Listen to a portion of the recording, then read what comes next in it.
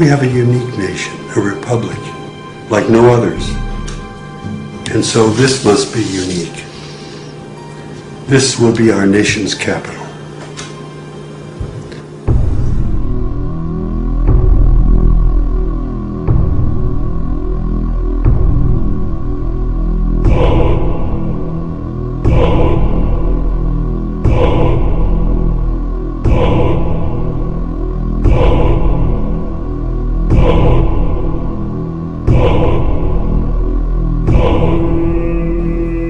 Clearly, a lot of the designers and architects of Washington, D.C.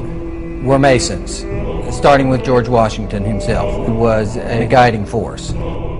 I do not believe that there are any secret plans or designs related to Freemasonry. Well, it was definitely designed according to Masonic principles. The streets are laid out that way. The buildings are laid out that way. Conspiracists are always looking under their bed for evidence that there is some vast conspiracy. And Masons may very well say that they really aren't influential as far as Washington, D.C. is concerned, and yet the cornerstone was laid by Masons. You see the inverted five-pointed star, which is the goat of Mendes, built into the streets of Washington, D.C. No, there are no satanic plans in the street plans of Washington, D.C. There is a pentagram to the north of the White House. But the streets don't actually connect to form a pentagram. This is geometry. It happens. No one could have that happen accidentally. The anti-Masons want to show that there is some demonic conspiracy. It's Baal worship. That's what you're involved in. That is what Masonry is based upon, the power of the dragon. In a word, hogwash. When you want to talk about symbols and what they mean, you really have to look at who's authored these symbols. With symbols, there are always multiple levels. Symbols reveal and they conceal. And that's why they're used, and that's why they're so important. They reveal to those who have eyes to see and ears to hear. If I would have told you this 15 years ago, I might have gotten shot. When they're shooting at you, you know they're serious.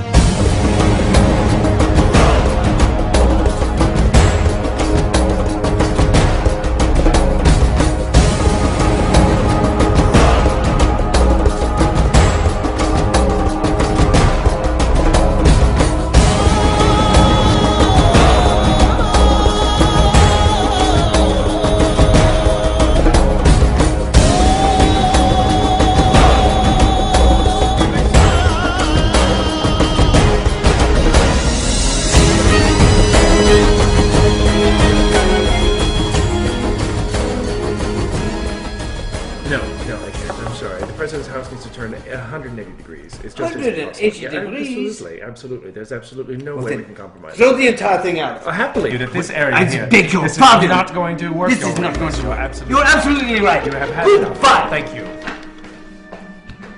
From its beginning, the design for Washington, D.C. has been a source of conflict and heated debate. George Washington, Thomas Jefferson, a temperamental French architect, a famous African American, and a mysterious surveyor would set in motion a project that would span the next 150 years, with no end of controversy in sight.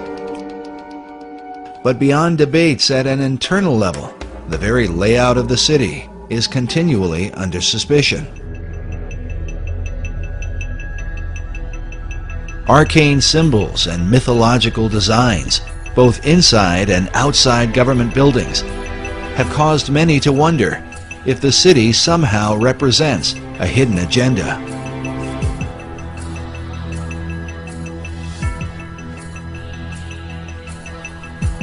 This becomes increasingly important as America's current place on the world stage ignites firestorms of controversy. As the United States is the most powerful nation on earth, many have wondered, what is America up to?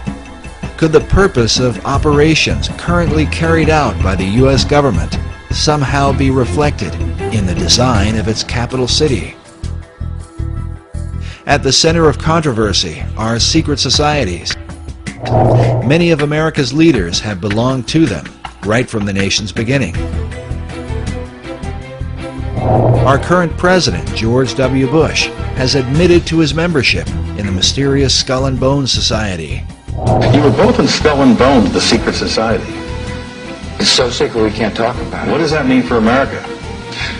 The conspiracy theorists are going to go I'm on. sure they are. I don't know. I haven't seen the web. Number 322? Skull and Bones has to be the most powerful, one of the darkest of all secret societies that exists on this planet. It is about greed and it is about power. The idea for Skull and Bones is said to have come out of Germany in the early part of the 19th century. The society was founded at Yale University by William Huntington Russell, along with Attorney General and Secretary of War Alphonso Taft, whose son, William Howard Taft, would go on to become America's 27th president. Some believe the Society's foundation demonstrates a clear link with what may be the oldest society of all, Freemasonry. The Society is shown here in 1993, reenacting the laying of the cornerstone for the United States Capitol on the 200th anniversary of the event. Know all of you who hear me, we proclaim ourselves free and lawful Masons, true to the laws of our country, professing to revere God and to confer benefits upon mankind. This is the ceremony in which Senator Strom Thurmond, himself a 33rd degree Mason, took part. Senator Thurmond, we would like you to join in this. Since the William Morgan incident in 1826, when Americans uncovered a secret cabal working inside the government, the presence of Masonry in places of power has always sparked debate. But their influence in American government is undeniable. This is the same Bible upon which Presidents Clinton, Bush, Carter, and George Washington were inaugurated president. Of America's 43 presidents, at least 15 are confirmed Masons, though some say the number is even greater.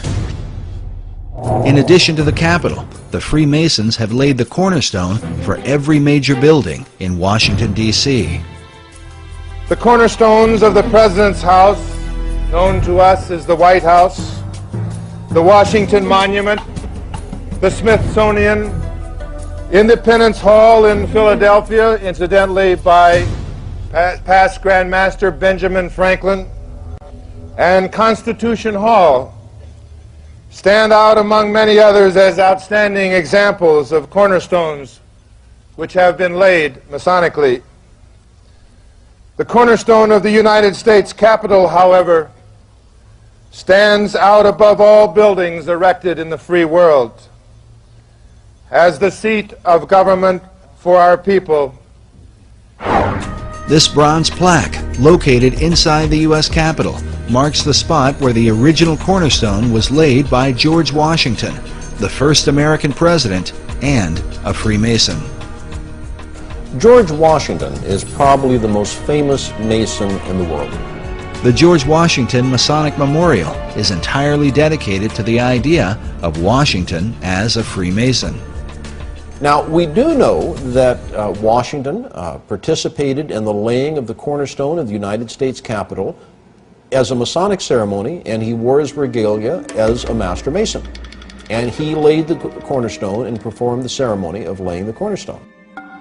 Washington's participation in the event was recorded by the newspaper of the time, the Columbian Mirror, which can still be obtained through the Library of Congress. Laying the cornerstones of buildings which serve mankind is one of the world's most ancient customs. The cornerstone laying ceremony predates Freemasonry, although its early symbolic purposes as a sacrifice to appease the gods or demons or whatever in prehistorical times. Of course, there's no application to why Freemasons do it. The corn, wine, and oil that we use for this are also ancient symbols. Corn is the symbol of plenty, wine the symbol of refreshment, and oil the symbol of joy and gladness. While Masonry maintains these symbols as a representation of blessing, there are some who believe they hold a more hidden meaning. with symbols, there are always multiple levels, up to 7 different levels of interpretation with every particular symbol. Corn is an important symbol in Masonry and is one found repeatedly in Washington, D.C. But what sort of hidden meaning could apply to corn?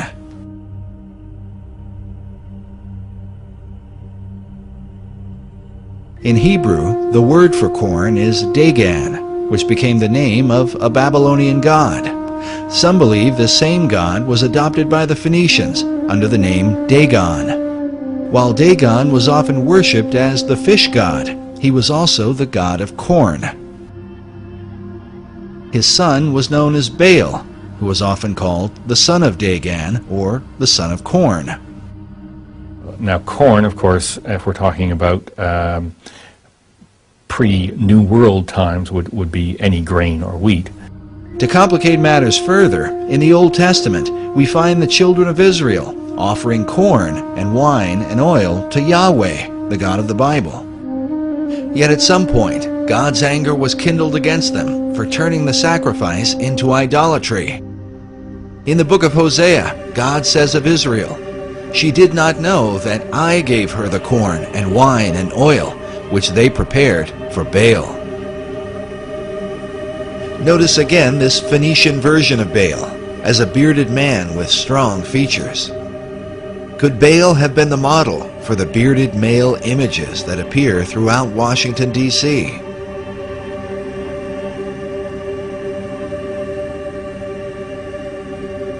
Take note of this image, with ears of corn carved into the hair.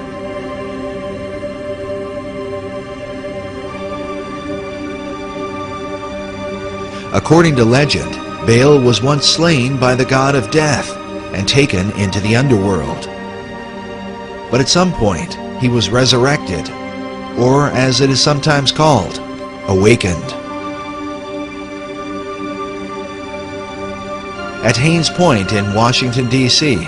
is found this mysterious statue of a bearded giant rising up out of the ground. Or perhaps out from his grave. The statue is called the Awakening.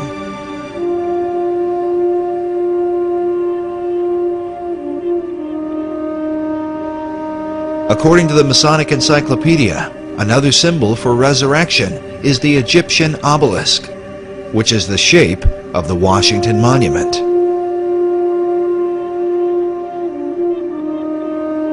The word obelisk is sometimes translated Baal's shaft or the shaft of Baal.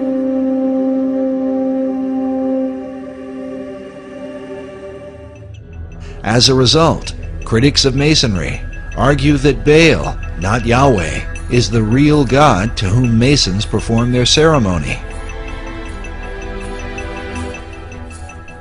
It's not until you get to the Royal Arts degree that all of a sudden you realize who God is, or what the name of God is. It's hidden for a long time. In fact, you're told that there's this hidden word you're supposed to search for. It's not until you finally get to that degree that you realize that His name is revealed. It's believed that at the higher levels, the Masons secretly worship Baal under a hidden and unusual name. As you go higher up in the Masonry, you learn the secret name of God, which is a secret and the lost word that the Masons in the Blue Lodge seek. They already know it. It's Jobulun. It's a combination of Jehovah, Baal, and Osiris. It's a deity that is not the God of Abraham, Isaac, and Jacob. But nowhere in that Scottish Rite degree, and I have to stress that this is an additional degree, this is not a part of regular craft Freemasonry, nowhere in that additional degree is there ever any suggestion that Jubulon is the name of a god. What it is a amalgam of 3 different words, which in ancient languages was the word for God. Coyle's Encyclopedia of Freemasonry, he admits on page 516 that Jebulon is basically a composite of 3 different names of different gods. Je, meaning Jehovah, or the Syriac name of God, as he says, and then Baal, or he says Bel, B-E-L, or Baal, he spells it B-A-A-L, how the Bible spells Baal, or Baal, it's pronounced in Hebrew, which is the Canaanite god. And then he gives On for the Egyptian god, referencing, many Masons reference Osiris. And it's interesting because when you look at what he's said there, he's admitting that the Masonic name for God includes Baal or Baal. It's not intended to represent a god. Its only use in the ritual is as a password to gain entry to the lodge. It's a demonic god. It's Baal worship. That's what you're involved in. It is the word for God in 3 ancient languages, 3 ancient civilizations. And that's all it is. The Mason is actually worshiping Baal, Jebulon, Je-Baal-on, and Osiris, and just using the name of Jehovah, which is also wrong because God warns not to use his name in vain. Freemasonry is often attacked and accused of being a religion simply because it promotes a belief in God. But nowhere in the teachings of Freemasonry does it promote any specific attributes of God. See, belief in God is faith. Belief about God is religion. From a biblical Christian standpoint, and as a Christian, I have to really take issue with this, because there are many scriptures from Genesis to Revelation that condemn idolatry and worshiping other gods. In Freemasonry, to make it easy for men of all faiths to meet together, we use the expression great architect of the universe. Now that's not a name, that's a description. Much the same as grand geometrician is a description of an attribute of God. Grand geometrician or great architect refers to his attribute as the great creator. But men of all faiths can accept that description of their God. God warns about an admixture or a synergism or a synchronistic view of mixing different gods with his name, and that's something he's very clear about that we're not to do. In fact, it's interesting, Baal or Baal is depicted in the New Testament by the Jews as well as Jesus. He's called the ruler of demons. It's another name for Satan. Most scholars agree that Baal became synonymous with the devil. Yet Masonry insists its view of God is without definition. For the Mason, the corn, wine, and oil ceremony might as easily be dedicated to Baal as to any other god. Nevertheless, the conflict between Masonry and its critics goes on. Freemasonry is rationalist and humanist. It is not superstitious, and it is not involved in the occult. A lot of Masons don't have a clue as to the fact that the Masonic God is basically Satan. I think that's supremely arrogant of anyone who's not a Mason to believe they know more about Freemasonry than a Mason does. May corn, wine, and oil, and all the necessaries of life abound among the people of the world. And may this building be continued and preserved to the latest ages. What do these things really signify? Could it be an occult ceremony representing some sort of demonic conspiracy, as some suggest? Or is it merely a harmless practice to honor an ancient tradition? To investigate these things, we first review the beliefs of the secret societies that came to America. It is clear that the arcane symbolism in Washington, D.C. begins with them.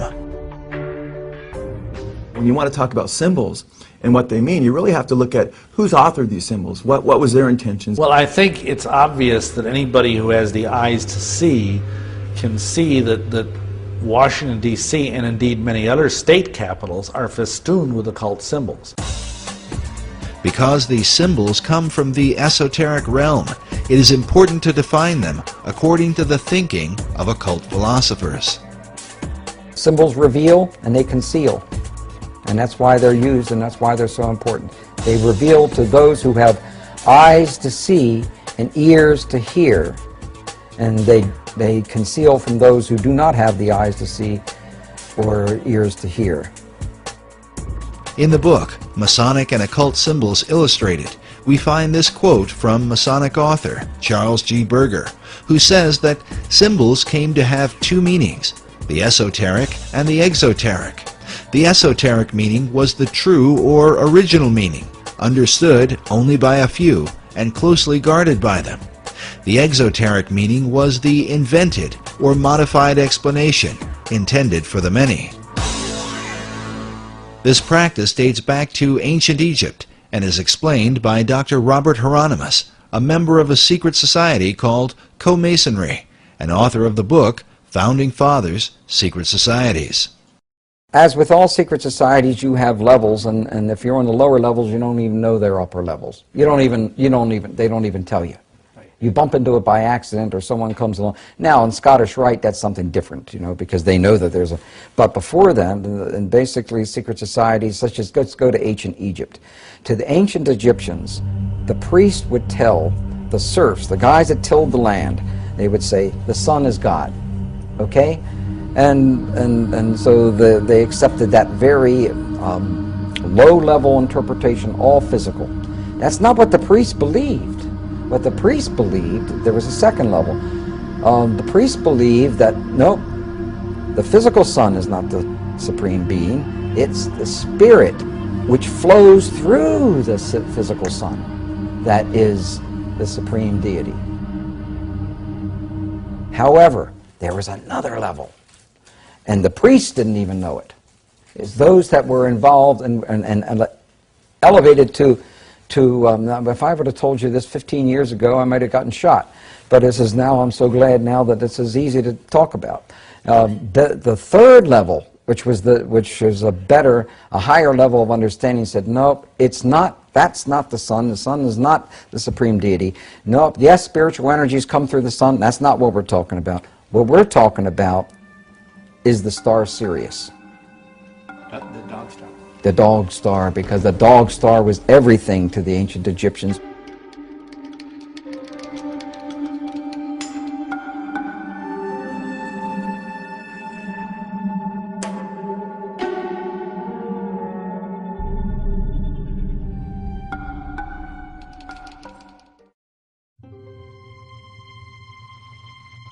Sirius is said to have been the most important star in the ancient world. It was considered the brightest star in the heavens, many times brighter than the sun. The Great Pyramid was built to synchronize with Sirius, so that the light of this star would shine into the Queen's chamber, supposedly to cast a beam upon an initiate during a ritual. Sirius is considered to be the dog star. It's considered to be the most evil star in the Egyptian pantheon. And the reason for this is because in ancient Egypt they depended on the Nile. And during the time when Sirius is in its ascendancy, which is in late July and early August, was the time of drought. It was a time when the Nile was at its most weak in terms of being able to be used for crops. And so the Egyptians thought this as a time of blasted blight, drought, and evil. It seems strange then that Sirius should be related to the founding of America. According to Masonic author David Oveson, the Declaration of Independence was signed when the sun was in alignment with Sirius in July of 1776. It is, however, appropriate that Sirius should be related to the most Egyptian-styled icon in America's capital city, the Washington Monument. Oveson writes that in 1848, when the cornerstone of the Washington Monument was laid, the sun would have passed over Sirius. He goes on to say that in the course of the ceremonial, the star Sirius would have been seen on the eastern horizon. It would have been rising over the Capitol building to the east of the monument. The monument itself was originally designed by Freemason architect Robert Mills.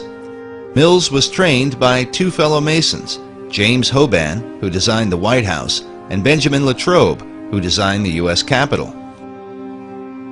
Mills' original design seemed to combine the whole pantheon of pagan mysteries, an Egyptian-style obelisk surrounded by a Roman colonnade with Greco-Roman-looking statues all around it.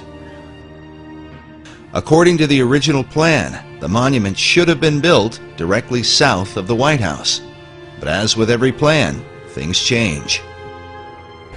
When they went to build it, and when they calculated what the weight of the monument was going to be, they determined that that precise spot that the foundations and the bedrock at that precise location would not safely support the weight of the monument. As a result, the monument was shifted slightly to the east. While it is not in a perfect alignment with the White House, it would end up in a perfect north-south alignment with the Masonic House of the Temple, which was built some years later. The construction for the Washington Monument began on July 4, 1848, with the laying of the monument's cornerstone by Freemasonic President James K. Polk. The project itself would take over 30 years to complete, during which time funding for the project would be scarce, the American Civil War would take place, and many ideas about the monument would develop. When the aluminum capstone was finally set on December 6, 1884, the end result would be a much simpler and more Egyptian figure than was first envisioned. The shift in design was the influence of George Perkins Marsh, the man considered the father of the modern environmentalist movement. In 1876, Marsh was the U.S. minister to Italy. While there, he spent years studying the many obelisks which had been brought from Egypt. It was he who realized that the height of a traditional Egyptian obelisk was approximately 10 times the base, causing the plan for the Washington Monument to be reduced from 600 feet to 555 feet.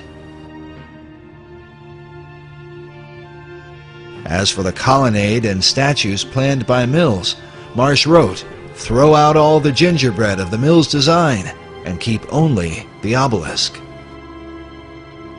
While a true obelisk is fashioned from a single block of stone, the Washington Monument is made up of many stones. The hope of the Washington Monument Society was that the structure would reflect the idea of, out of many, one.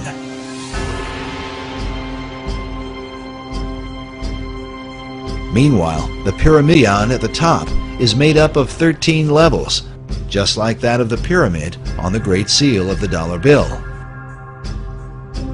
But mysteries abound with the monument, not the least of which is the presence of a 12-foot obelisk beneath a manhole just a few hundred feet away from the Washington Monument.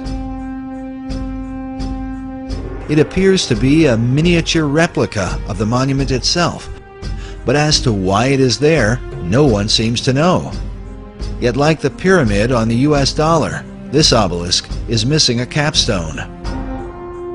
Meanwhile, Masonic author David Oveson is convinced that the Freemasons who signed the Declaration of Independence on July 4th and who laid the cornerstone for the Washington Monument on that same date would have been familiar with the rising of the Egyptian dog star Sirius, as it is an important symbol in Freemasonry. Interesting thing about all of Freemasonry is that symbolism is ultimately very important.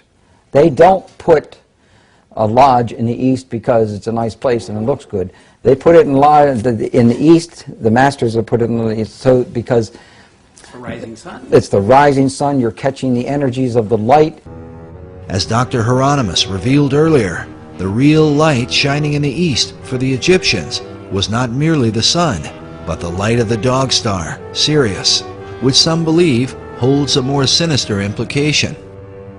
This dog star also has relations to the idea of modern-day ceremonial magic and modern-day Masonry. This was especially true for 20th century occultist and Freemason Aleister Crowley, who openly practiced ceremonial magic and was a member of a secret order called the Order of the Silver Star. The Silver Star was a reference to Sirius. Masons teach that at the center of every Masonic lodge there's a five-pointed star right underneath the altar upon which the candidate is obligated. But the thing is, what they don't tell you is that five-pointed star represents Sirius, which is regarded as a satanic symbol. There is perhaps no symbol that evokes occult suspicion like the figure of the pentagram, which from ancient times was associated with the dog star Sirius.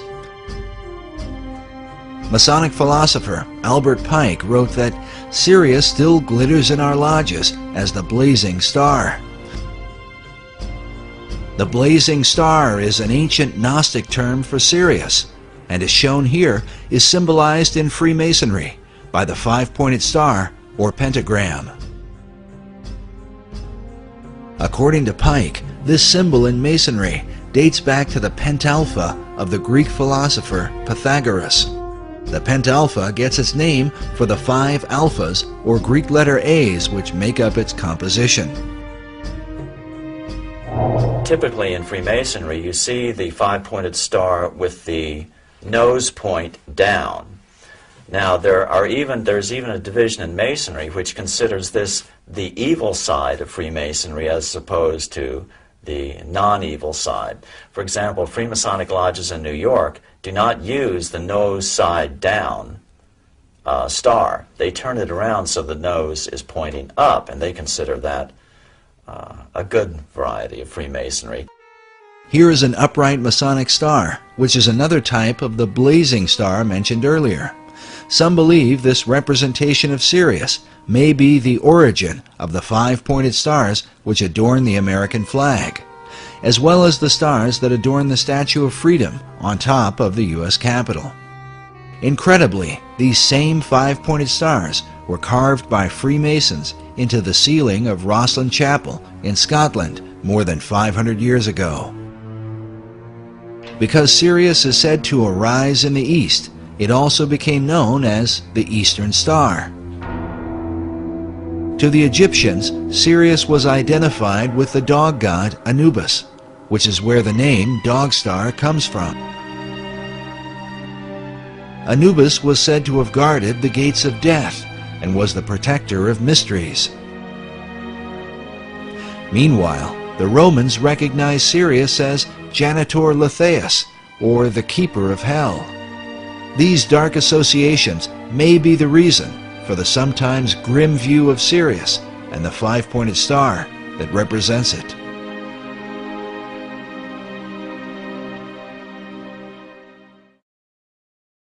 But Sirius was also associated with the Egyptian goddess Isis, and here, as we connect the dots, a more complete picture begins to emerge. For the Egyptians, the rising of Sirius in the east preceded the annual flooding of the Nile River, which for them was a magical event. It was also the time that the goddess Isis would appear and give birth to Horus, the divine child of the Egyptian Trinity. The all-seeing eye is also called the Eye of Horus, and in Freemasonry, Horus symbolizes the Masonic concept of a Christ. This is further represented by the hieroglyph used to denote Sirius. Notice the three symbols, an obelisk, a star, and a half circle. According to Egyptologists, the half circle is used to denote what is called the benben, or the capstone used to top the pyramids. Throughout all history, it has been said that the capstone to the Great Pyramid of Egypt has been missing, which is why the all-seeing eye of Horus floats in its place above the pyramid on the back of the dollar bill. According to occult philosophers, the light which illuminates the eye comes not from the sun, but from the dog star Sirius, as is demonstrated by this illustration of the blazing star of Masonry, centered by an all-seeing eye. As Robert Balville writes, in many esoteric traditions, the return of the capstone of the Great Pyramid will signal the return of the Great Initiate, which, according to many prophecies, signifies the return of the Christ.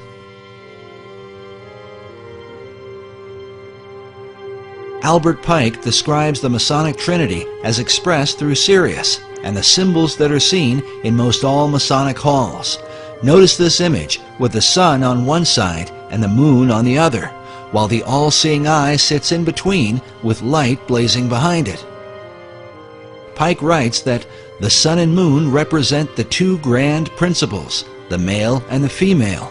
Both shed their light upon their offspring, the blazing star, or Horus.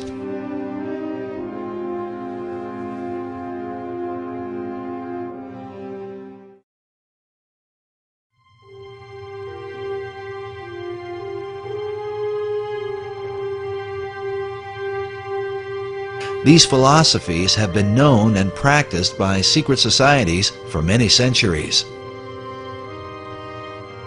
As the evidence will show, designing cities as a reflection of occult tradition was not a new concept to the Founding Fathers, among whom the influence of Freemasonry seems undeniable.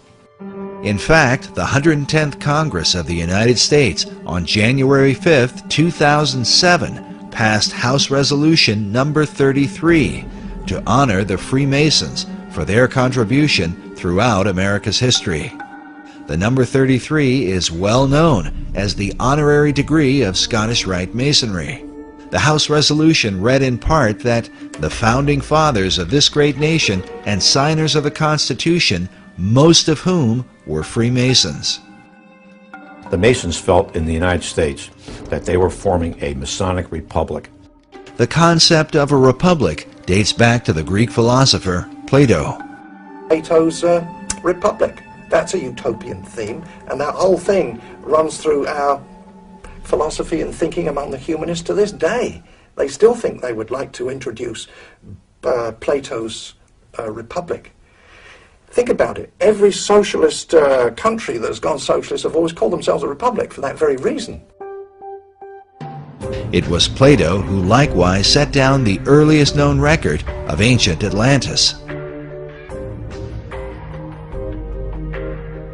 Centuries later, Sir Francis Bacon would set down the New Atlantis, a tale which some believe was meant to be a blueprint for the New World, one based upon the teachings of ancient philosophers. Bacon didn't invent this New Atlantis concept. He was merely the inheritor of it. He was probably the most articulate proponent of it ever in history, but it preceded him. Bacon believed that the American continent was in fact the site of ancient Atlantis, a concept held by teachers of esoteric wisdom even today. The New Atlantis really was just America anyway. The east coast of America, if you take a look at the maps by other clairvoyants who have studied Atlantis, indicates that the east coast of America was the west coast of Atlantis. This country, America, is the remnant of the ancient Atlantis, and so is very susceptible to much of the history of Atlantis, the energies of Atlantis, and some of the actions, for instance, the religion of Atlantis. According to esoterics, the religion of Atlantis was in fact the mystery school teachings that were embraced by the ancient philosophers. Yet it might be said that none have been as prolific on this subject as 20th century philosopher Manly P. Hall, who wrote such books as The Secret Destiny of America and America's Assignment with Destiny. It was Hall that many Freemasons are said to have called Masonry's greatest philosopher. In 1934, Hall founded the Philosophical Research Society in Los Angeles, California, an organization dedicated to exploring the wisdom of all the world's traditions. It began in 1934, and I think in this building, the library itself was finished in 1936. This is one of the leading wisdom libraries in all of North America, if not the most comprehensive itself. The Philosophical Research Library has been highly regarded by esoteric students from all over the world. It is composed of books and artifacts collected by Manly Hall throughout his lifetime. Among those who revered the library was President Franklin D. Roosevelt, a Freemason and student of esoteric tradition. And Mr. Roosevelt himself, you know, back in 1942, after the Pearl Harbor invasion, sent some of his people here to microfiche the works in this library because he looked upon it as a national treasure. He wanted to preserve it. When Hall died in 1990, his role as president of the society was succeeded by Dr. Obadiah Harris. Manly Hall, who was a young Canadian philosopher, sage type, envisioned re-establishing what he called the little Alexandrian library, which was, as you know, destroyed.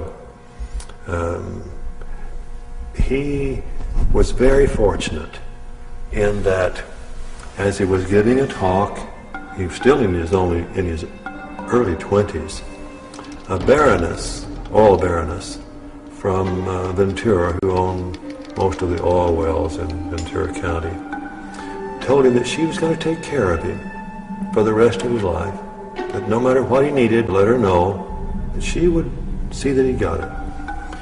And she wasn't really joking, because I've looked at the records, and back in the early 30s, when most of the country was in depression, I don't know if California was really in one, but most of the country was, she was giving him $50,000 and $100,000 at a time to go around and search out this wisdom literature in manuscript form and in book form. This proves interesting because much of Hall's highly financed research was dedicated to investigating the founding and purpose of America. Through his research, Hall became convinced that America had a secret destiny that was known by the arcane societies of the ancient world. Was it this information that compelled FDR to preserve Hall's literature? Like Hall, FDR also believed that America had a rendezvous with destiny. Hall's connections to the White House and FDR are mysterious, but do not end with the library. Hall was also involved with a mysterious Russian mystic named Nicholas Roerich. Roerich was a Rosicrucian and member of the Theosophical Society. He was said to be a kind of spiritual mentor to Henry Wallace, a 32nd degree Mason who would become FDR's vice president.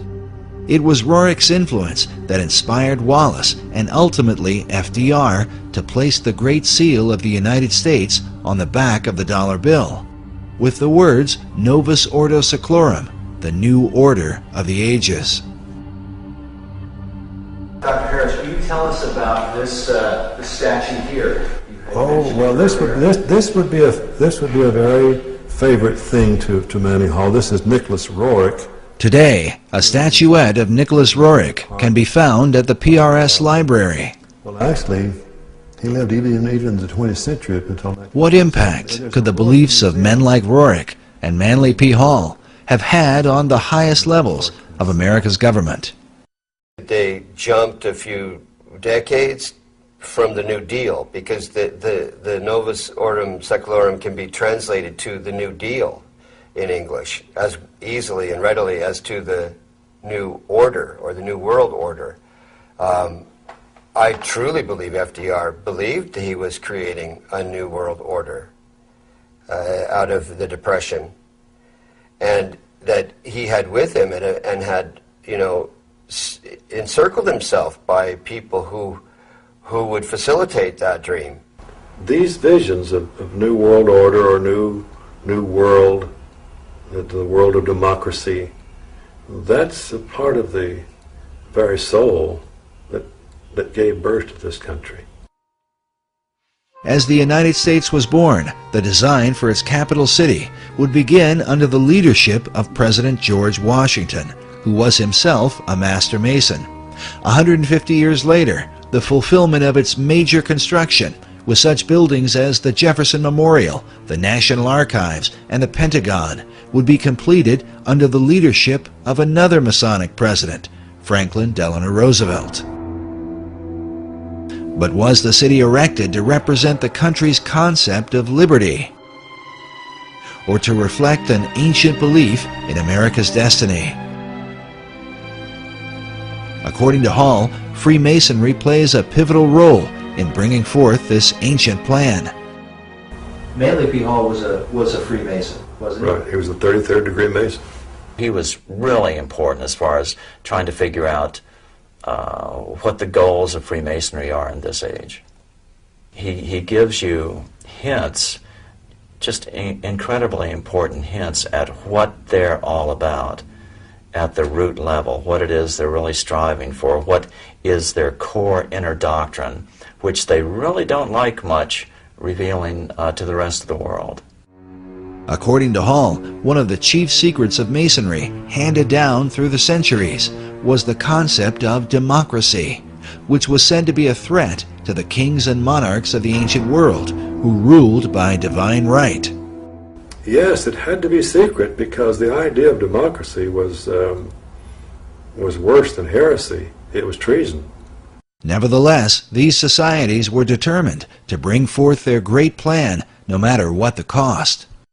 In his book, The Secret Destiny of America, Manly P. Hall wrote that world democracy was the secret dream of the great classical philosophers, saying that the brilliant plan of the ancients has survived to our time, and it will continue to function until the great work is accomplished.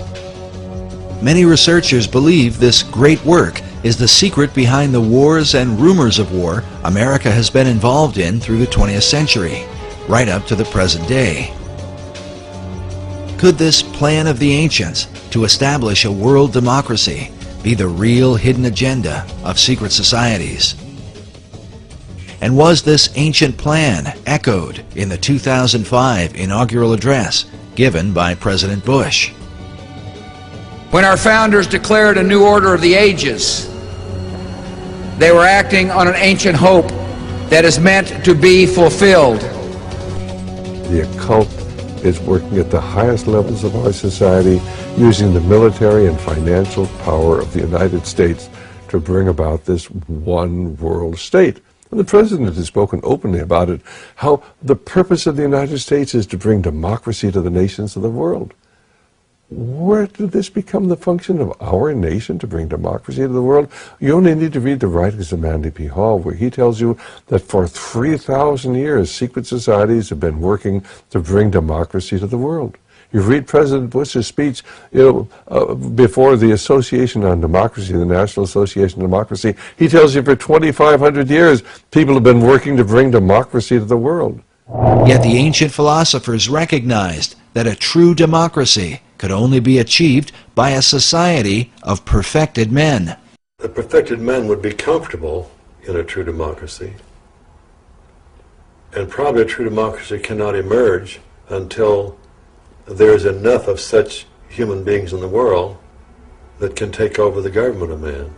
It will be that kind of leadership. It'll be like Plato's vision of the philosopher king, the man who has wisdom and the man who has power. Democracy has the occult promise of a fair world to live in.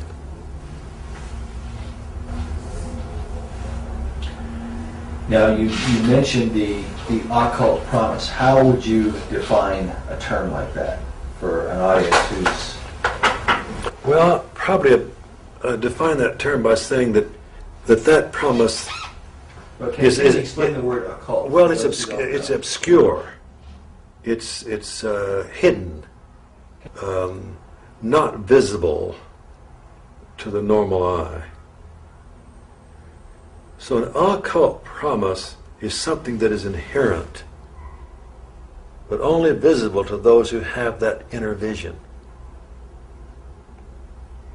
So a fair world is a kind of occult promise at the heart of democracy. But is this occult promise part of America's Christian heritage? And if not, could this account for why the many symbols that adorn America's capital city come not from the Bible, but from the ancient mystery religion? And if America were really, truly a Christian nation, what would all of these mythological characters be in our city? Certainly the Christian influence was very strong. From the Christian point of view, we were formed as a Christian nation. But from the occultist point of view, and those associated with astrology and the ancient mystery religions, America was, of course, and Washington, D.C. was to represent their position. So you've had the two forces, in America ever since its formation. While it seems that most of America's leaders have upheld Christian ideals, their reason for doing so is often questioned. If they were Christians, why would they erect monuments to pagan gods and goddesses? And if they were pagans, why confess to Christian ideals? Manly Hall suggests the reason may have been one of self-preservation. He argues that because of the persecutions of organized religion in the Old World, the secret societies employed even greater methods of secrecy to protect their occult philosophies, making themselves sound as though their beliefs had to do with Christianity, which was the dominant belief in Europe, and eventually America.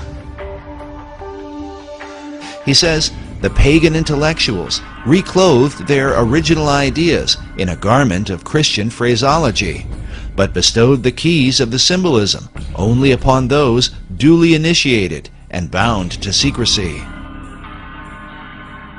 It is for this reason that all secret societies have an initiation process whereby members are bound by blood oaths not to reveal the secrets of the order. A chief factor that contributes to confusion about the beliefs of America's founders is the presence of Rosicrucianism. The Rosicrucians are a mystical, arcane society that played a major role in the development of Freemasonry. The rose and cross, which symbolize the society, are also the source of its confusion. The rose is the symbol of secrecy and represents the pagan mystery religions, while the cross symbolizes Christianity. Rosicrucianism is when the two are combined. Because of this, one can begin to understand how a man like Charles Thomson could be famous for his English translation of the Old and New Testaments, and at the same time approved the design of the Great Seal for the United States, with the all-seeing eye of Horus floating over an Egyptian pyramid. Thomson was closely associated with a man named Peter Miller, a well-known 18th century Rosicrucian, and the leader of the Ephrata community in Ephrata, Pennsylvania. The Ephrata cloister is believed to have been the first esoteric settlement in the New World, with connections to some of the founding fathers, such as Benjamin Franklin and George Washington. The early Ephrata movement clearly held mystical beliefs, even driving stakes into doorways to ward off evil spirits. We now know for certain that they were Rosicrucians. It was Washington was close to these individuals, as well as Franklin and Washington and Jefferson. Benjamin Franklin even enlisted the aid of Peter Miller to translate the Declaration of Independence into a number of European languages and to inform the world of America's independence. The printing for these translations was done at the Ephrata cloister. Peter Miller would have been further connected to many of the founding fathers through the American Philosophical Society, founded originally by Benjamin Franklin in 1743.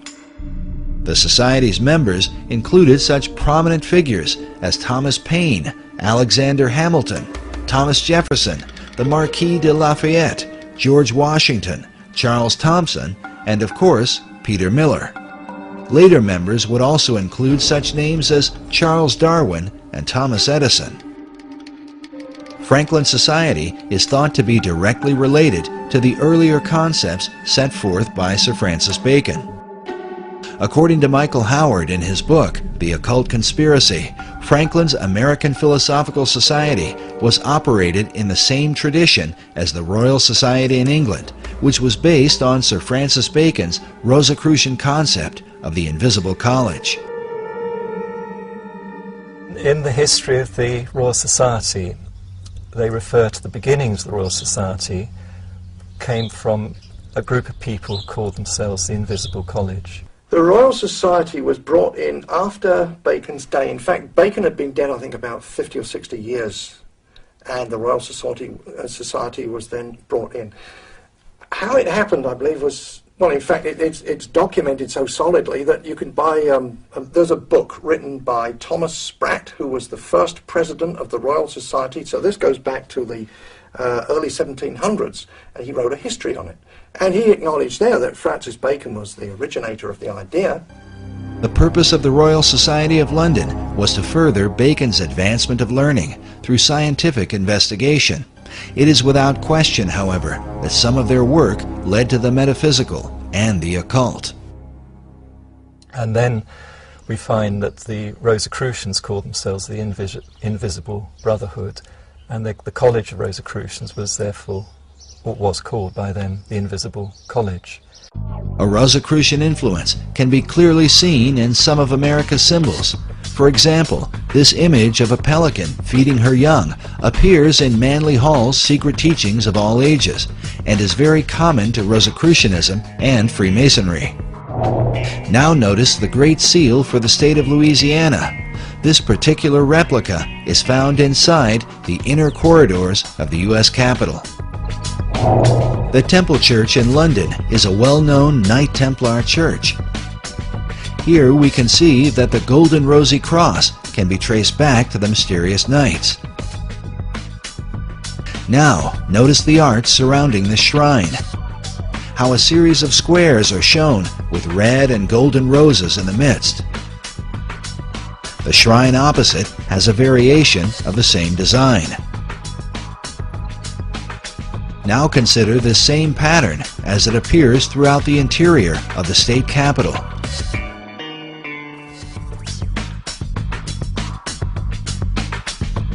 Inside the old Supreme Court room, and in various forms throughout the Library of Congress.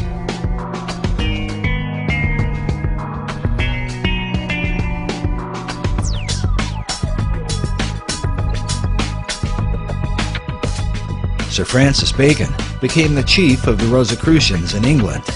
His famous saying, "Knowledge is power," is found written inside the Library of Congress, while a statue of Bacon can be seen on the upper level. Elsewhere in the main library is a Baconian passage from his collection of essays. It reads, "The inquiry, knowledge, and belief of truth is the sovereign good of human nature." This saying is found over a statue representing philosophy. Could this be an indication that Baconian philosophy governs the New World concept?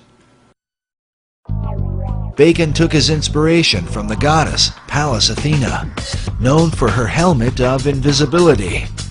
Pallas Athena images also turn up throughout Washington, D.C.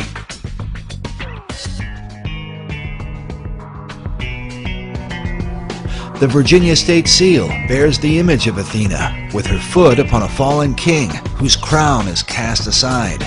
The word Sic Semper Tyrannis, thus always to tyrants, written beneath. To the Romans, Athena was called Minerva. This painting of Minerva can be found in the Great Hall of the Library of Congress. At 15.5 feet high, it is the most imposing image in the room. Notice she holds a spear that comes like a ray of light from the sun, with a traditional helmet of Athena at her feet. This particular work was done by 19th century artist Elihu Vedder.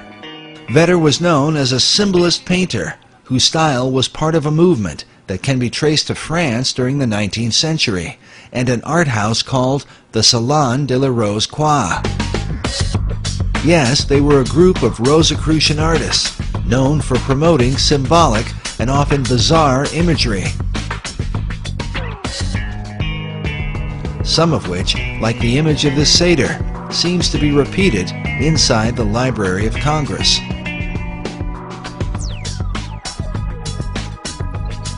It's not clear if Vedder himself was a Rosicrucian, but one of his chief influences certainly was. William Butler Yeats was a prominent member of the Golden Dawn, a Rosicrucian secret society. Yeats, along with Irish mystic William Blake, are said to be two of Vedder's leading inspirations. Vedder's own occult themes are filled with haunting, esoteric imagery, like this work, which is called The Cup of Death. In addition to Minerva, Vedder was commissioned to do a series of paintings illustrating government, which can be found at the east end of the Great Hall in the Library of Congress. Now let's look again at this image from the Salon de la Rose-Croix. It pictures Leonardo da Vinci on the right, dressed like Joseph of Arimathea, whom occultists believe was the original cupbearer for the Holy Grail. Beside him is Dante Alighieri, dressed as a Knight Templar. By now, most people are familiar with Da Vinci's arcane background thanks to Dan Brown's Da Vinci Code. Most are also familiar with Dante's Inferno, representing the many circles of hell. But according to Michael Howard, Dante was no ordinary writer. He was in fact a Rosicrucian Grand Master who wove Rosicrucian philosophies into his writings.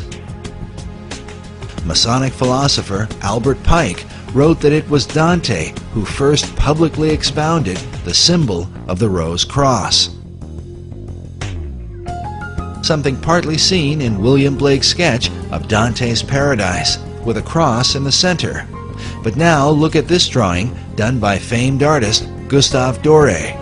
The title of Doré's illustration is, quote, "The saintly throng in the form of a rose." This statue of Dante, holding a copy of his Divine Comedy, is found in Meridian Hill Park in Washington, D.C. This is the same park that is said to have marked the sacred 77th meridian upon which Washington, D.C. was built.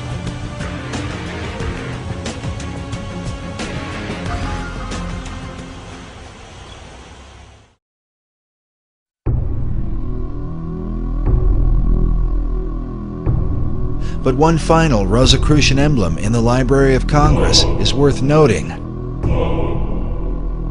High up in the ceiling, in between two faunish-looking figures with serpents for legs, is what appears to be a traditional crucifixion. But behind the Christ-like figure on the cross is a black, double-headed phoenix.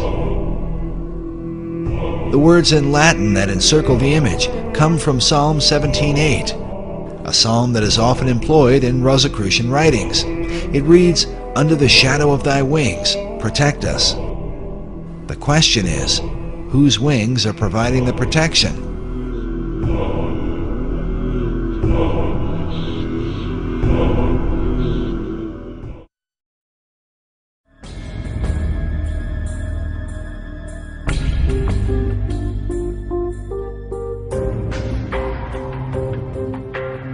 The Rosicrucians, like the Freemasons, follow a particular philosophy known as Hermeticism, which is directly related to how and why Washington, D.C. was built. The origin of this philosophy dates back to the deepest recesses of the ancient world, and to what has been one of the most dominant subjects in archaeological and metaphysical research through the 19th and 20th centuries, the lost empire of Atlantis. In Plato's dialogue, the entire authority of the Atlantis tale is based on the reputation of Solon, the Greek poet and lawgiver. Plato cited Solon as his source of information concerning the Atlantis story. And Solon said that he got his information about the Atlantis story from the priesthood of ancient Egypt during his time there, which was extensive. He is featured prominently in the Hall of the Lawgivers in the Capitol building, and he is also featured prominently on the pediment on the back of the Supreme Court building. The pediment above the east entrance of the Supreme Court building features Moses holding the two tablets of the Ten Commandments.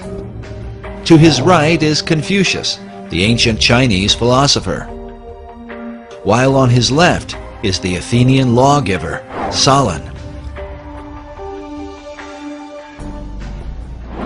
Solon, was one of those 7 wise men of Greece, seemed to be very realistic about what he knew, which we knew where he got what he knew entirely, but he passed it on to Plato. So in the old Atlantis that was in legend, at least, although it seems like that Solon and Plato really believed it existed. Atlantis is significant to understanding the secret societies, as it is said that all the mysteries believed by them have their beginning in this ancient empire.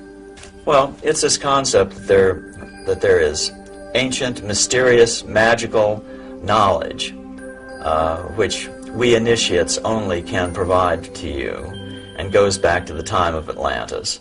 All knowledge, the power to heal, the power to destroy, godlike powers hidden within secret societies.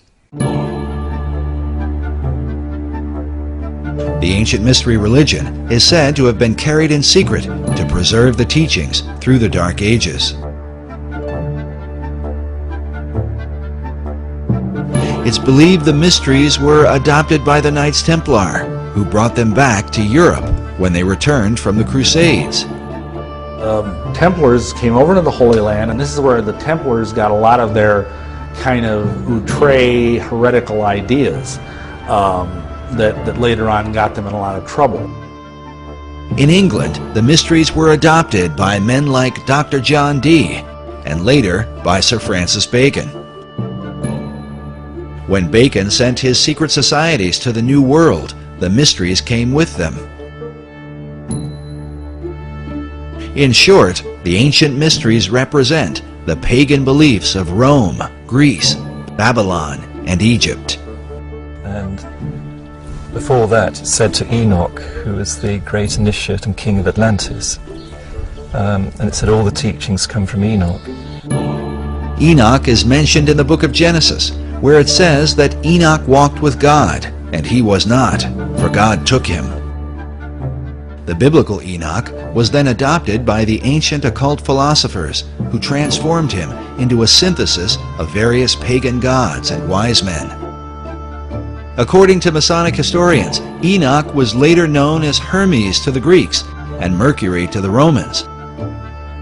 Among the Egyptians, he was called Thoth, and the Book of Thoth is said to be a collection of his wisdom. Enough cannot be said about the esoteric version of Enoch. When Dr. John Dee made contact with angelic beings, they supposedly communicated a system of magic to him based on the Book of Enoch. Today, this system is widely practiced and is known as Enochian magic. Yet it is Enoch's identity as Hermes that seems most prevalent in the mysteries. And hence the term Hermetic. And supposedly there was this great, awesome teacher of occult lore who was known as Hermes Trismegistus, which means thrice greatest Hermes. And he produced this book that's called the Divine Poimander. And this is kind of like, if you will, a Bible of ancient occult lore. It was Hermes who was said to be the first to discover the zodiac and invented the art of communicating knowledge to the world. More importantly, Hermes taught men the craft of building cities. In the Divine Poimander is revealed the Hermetic maxim, as above, so below, as pictured by this tarot card of a magician with one hand up and the other hand down. As above, so below, but after a different manner. And what that means is that in esoteric thought, in everything that is above is reflected down below. So for example, a human being is a certain shape and form, but the universe itself is a giant version of the human body.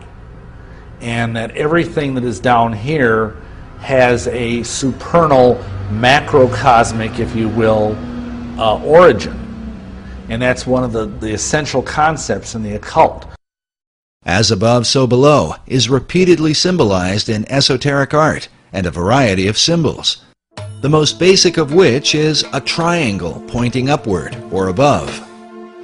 This is accompanied by a second triangle pointing downward below. When combined, they form a hexagram, commonly recognized as the Star of David, one of the most dominant symbols in the occult. Removing the base of the triangles, one can see the outline for the square and compass of Freemasonry.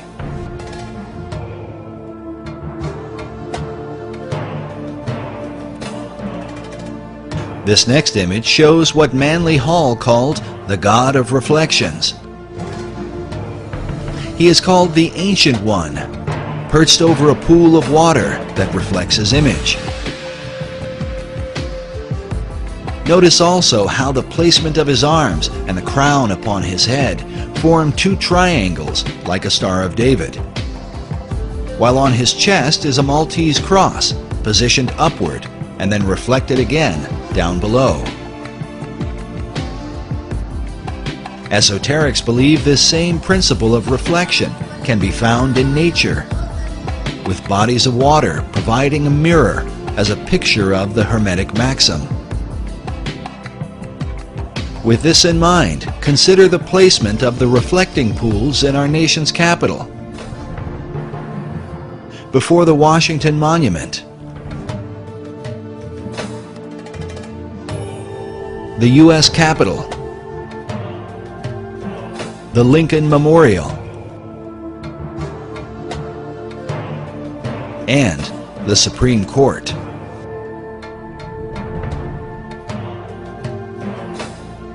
As above, so below is the philosophy that guided ancient cultures into building their cities and sacred monuments in alignment with the stars. While mystical sites like Stonehenge, the pyramids, and Easter Island are all examples of this practice, modern researchers believe that with them is the design for Washington, D.C.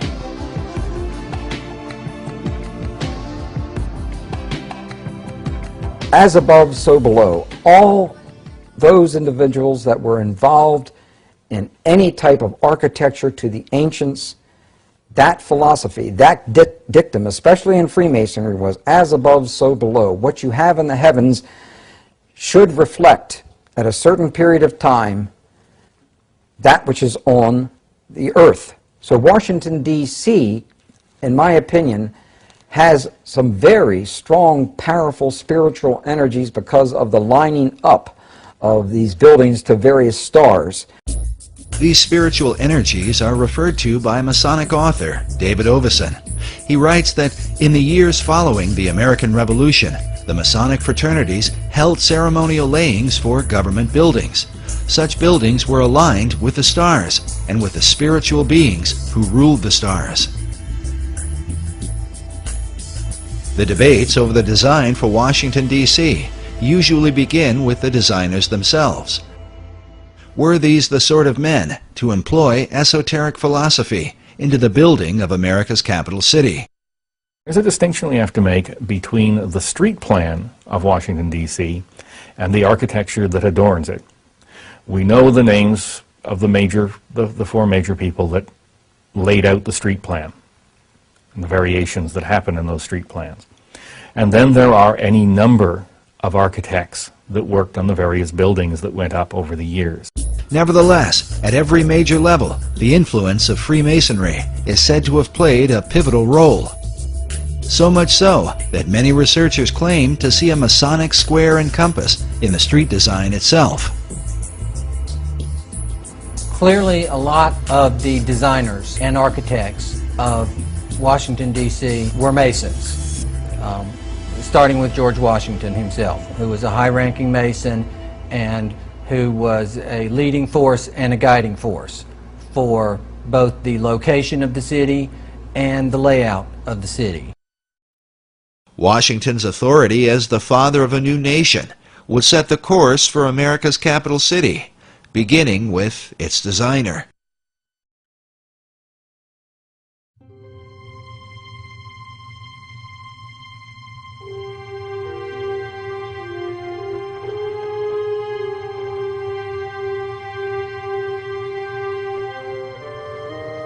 George Washington was still president during the time that the plan for the city was conceived.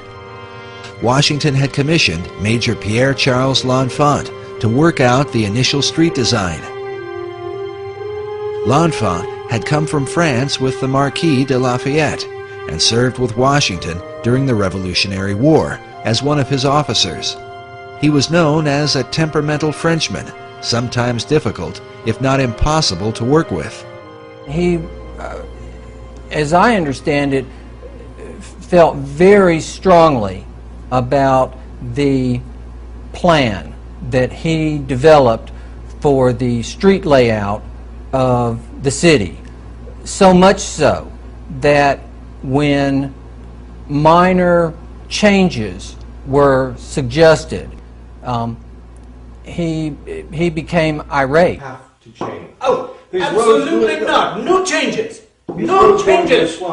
But nonetheless, if you look at his original plan, which is of course available, you can see maps, his map, and it is very similar to the current layout of the city.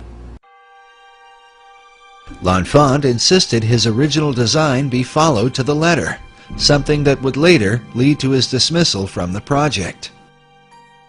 Yet even so, one Masonic author writes that the early architects responsible for individual buildings did attempt with considerable success to honor L'Enfant's master plan.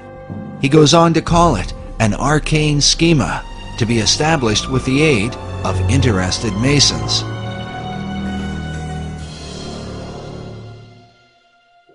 Yet in the planning stages, L'Enfant was particularly at odds with Thomas Jefferson.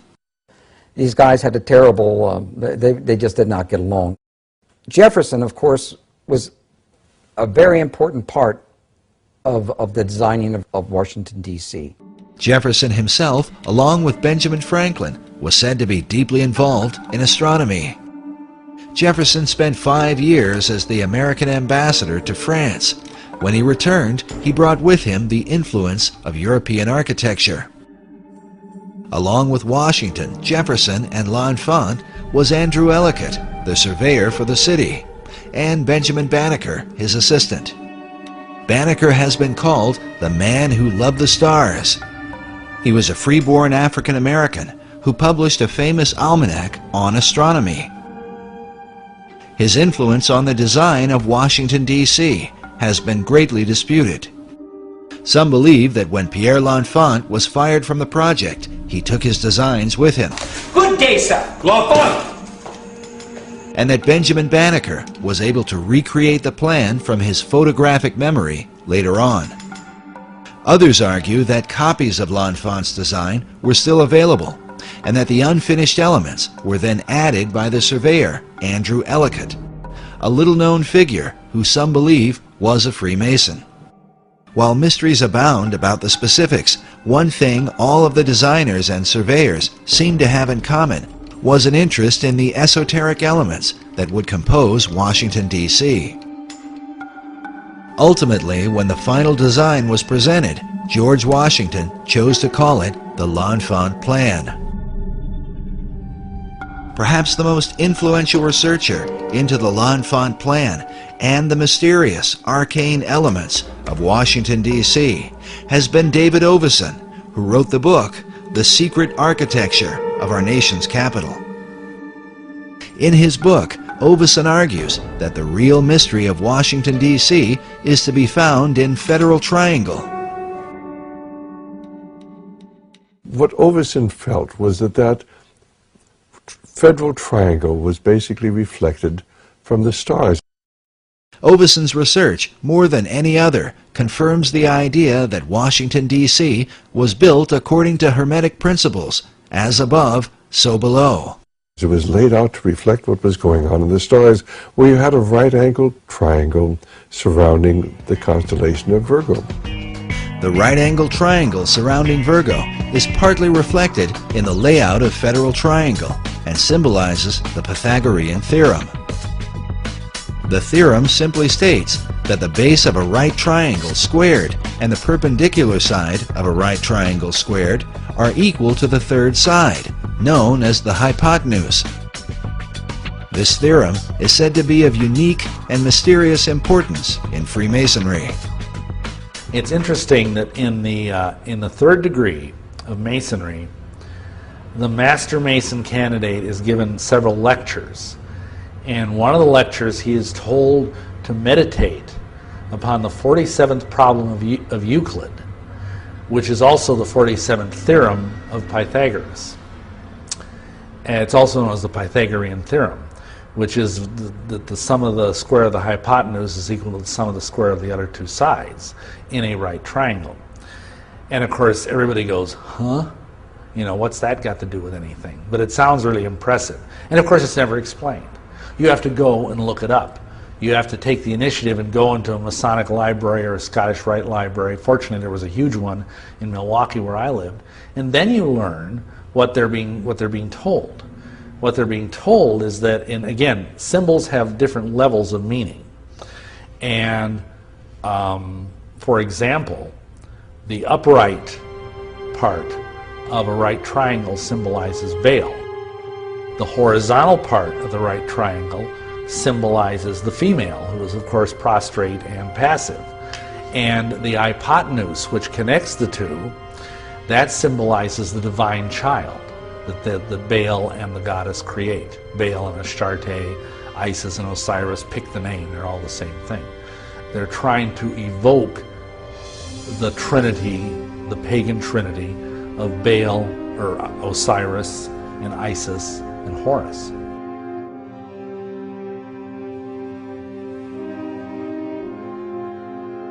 The squared elements of this Pythagorean trinity resemble the letter Y.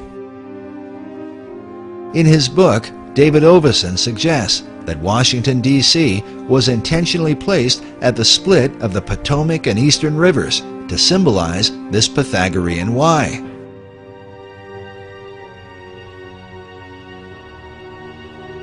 It was George Washington who outlined the 10 square mile parameter for the city, according to the cardinal directions.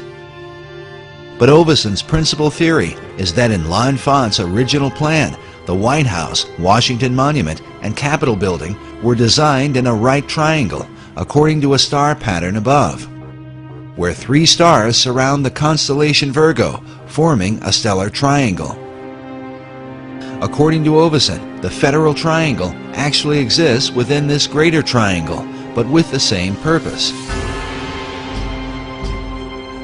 This Hermetic symbolism, above and below, is intended to draw upon the spiritual energies associated with Virgo. But for what purpose? Could it be that as Isis brings forth Horus, so the energies of the Virgin are intended to bring forth the divine child? Oveson refers to Pennsylvania Avenue as the spiritual center of Washington, D.C., partly because it forms a direct line between the Capitol Building and the White House, but also because Pennsylvania Avenue is the hypotenuse of the Federal Triangle and symbolizes the divine offspring of the pagan Trinity.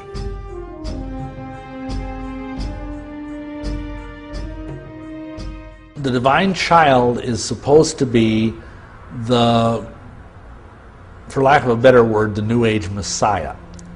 He's supposed to be the product of the coming together of the cosmic feminine forces and the cosmic masculine forces to produce a synergy. This synergy of the masculine and feminine is said to be a key understanding of all occult doctrine. These are the positive and negative, like the black and white imagery of yin and yang.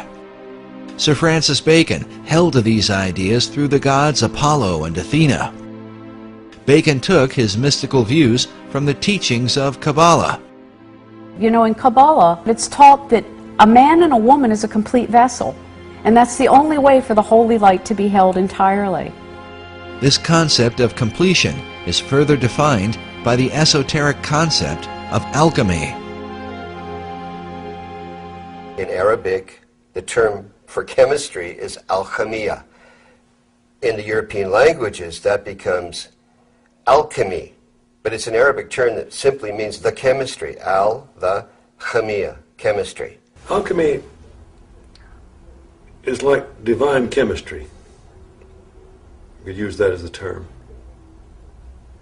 It's about transformation. It's about transformation of the lower self to the higher self. Some use the symbolic expression of lead to gold. This divine chemistry is sometimes called the chemical marriage or wedding.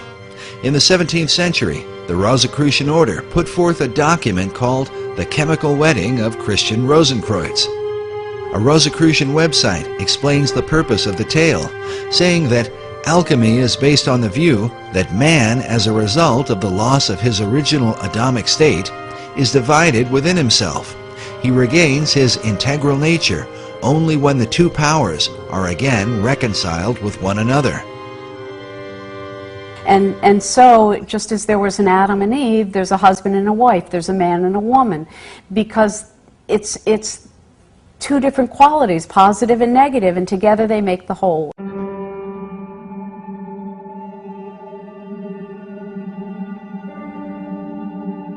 Throughout Washington, D.C., the alchemic and Pythagorean principle of the male and female seems to be repeated again and again.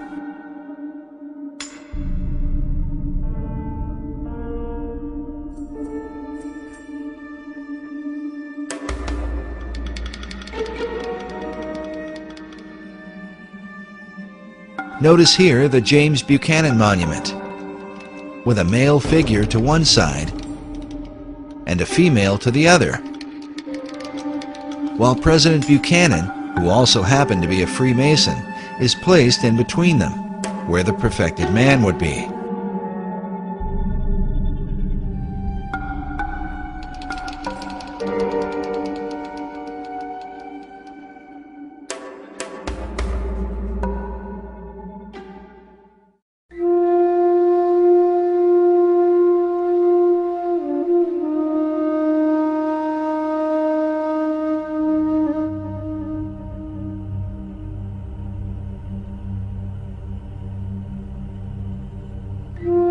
But perhaps the clearest single representation of this Pythagorean alchemical formula is the Boy Scout Memorial found on 15th Street between E Street and Constitution Avenue.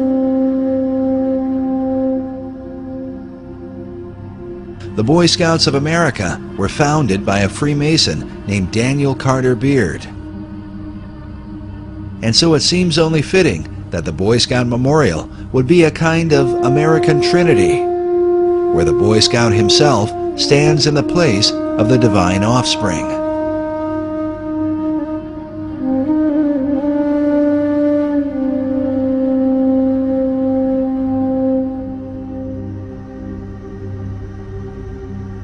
Yet esoterics argue that this divine offspring cannot come forth without help from above. Primary sources indicate, as Jefferson and other of those who were involved with architecture, that you lined up the heavens with whatever you were creating, have it built at a certain time, and that would pull the spiritual energies and powers into that location.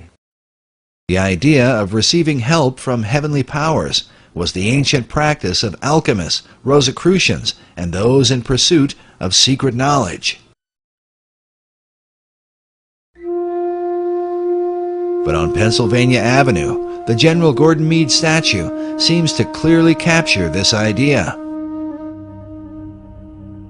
Meade was the Union general who defeated Robert E. Lee at the famous Battle of Gettysburg, sometimes called the bloodiest and most decisive battle of the Civil War.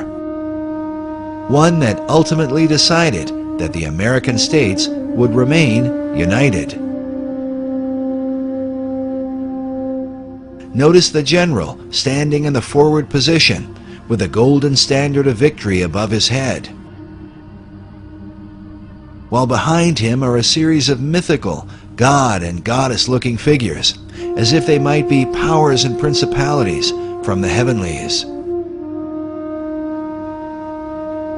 In total, the statue seems to represent the idea that Meade was empowered by heavenly forces to accomplish what he did.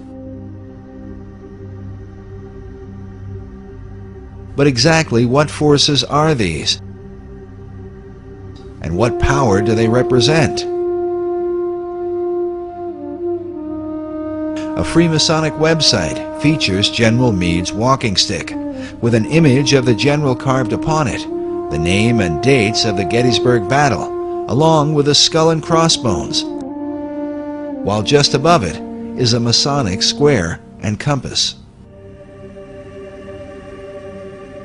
Consider also the golden standard that floats like a halo above the general's head, reminiscent of countless images of Christ through the Middle Ages. The theme of a Christ-like figure, empowered by heavenly beings, has many levels in Washington, D.C., and seems to be the perfect companion to the virgin symbolism which appears throughout the city, not the least of which is the goddess Freedom that sits atop the U.S. Capitol. A replica of Freedom is found inside the Capitol itself.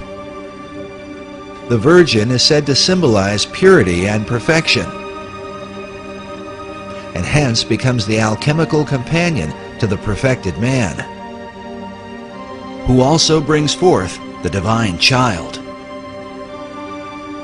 In front of the Supreme Court building are found a male figure to one side and a female to the other. But centered in the tympanum above is not a man, but a woman, said to be the goddess Liberty enthroned. But exactly what liberty does she represent? David Oveson's book is subtitled The Masons and the Building of Washington, D.C. Could all of this arcane symbolism have been the intentional working of Freemasons? David Oveson seems to think so. The author declined to be interviewed on camera, but did grant us a phone interview, where he told us he felt his lengthy book was merely scratching the surface. We also learned from the Masonic headquarters in Washington, D.C., that since the book's publication, David Oveson has become a Freemason. But while many Masons are proud to say that America's Capitol is full of Masonic symbolism, not all of them agree.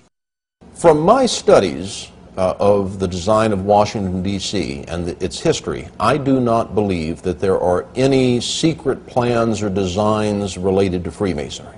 Dr. S. Brent Morris is an honorary 33rd degree Mason and the managing editor for the Scottish Rite Journal, Masonry's premier publication. His office is located inside the Masonic House of the Temple in Washington, D.C. Norman Vincent Peale, Harry Truman, Bob Dole, Gene Autry, John Philip Sousa, John Glenn. We know that he wore this medal. We're not sure that he wore it at the cornerstone. There is the apron that he wore. That apron is still in existence. So there he is laying the cornerstone. Now, while Dr. Morris is proud of Masonry's long heritage of prominent members, he disagrees with Oveson's notions of Masonic symbolism in stellar alignments and signs of the zodiac. Freemasonry uses the zodiac in only the most superficial way. They use it as an emblem to refer to the heavens. You can go to the National Academy of Sciences and you can see star maps representing the heavens. You can see in their mosaic floor, you can see designs of the gods and goddesses. And certainly if anyone in Washington is not influenced by astrology, it would be the National Academy of Sciences. Freemasonry uses the zodiac as a symbol for the sky, as a symbol for the heavens. We talk about the 7 liberal arts and sciences: grammar, rhetoric, logic, arithmetic, geometry, music, and astronomy. And the zodiac is often used to represent the science of astronomy. But there is no special Masonic importance assigned to the zodiac, no Masonic importance at all assigned to astrology. I don't put much stock in Oveson's theories.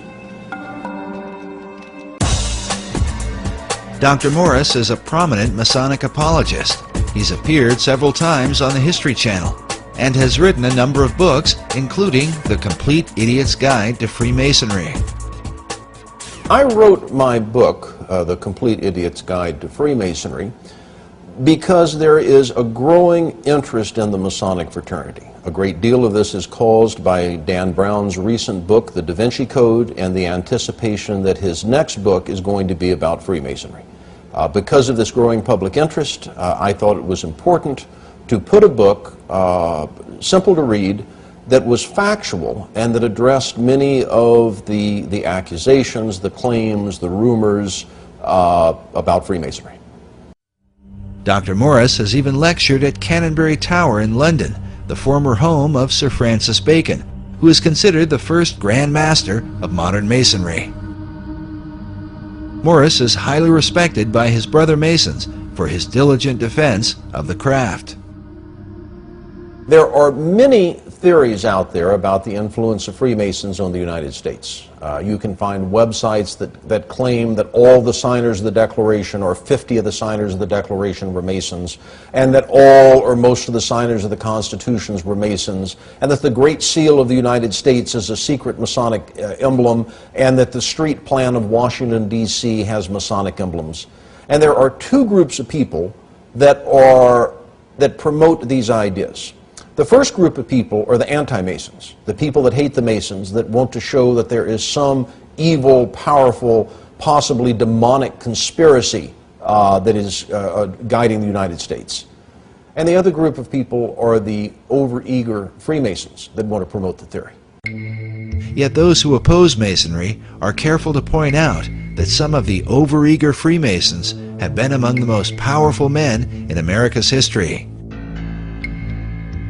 Ed Decker is one of the leading Masonic critics and author of the book, The Dark Side of Freemasonry.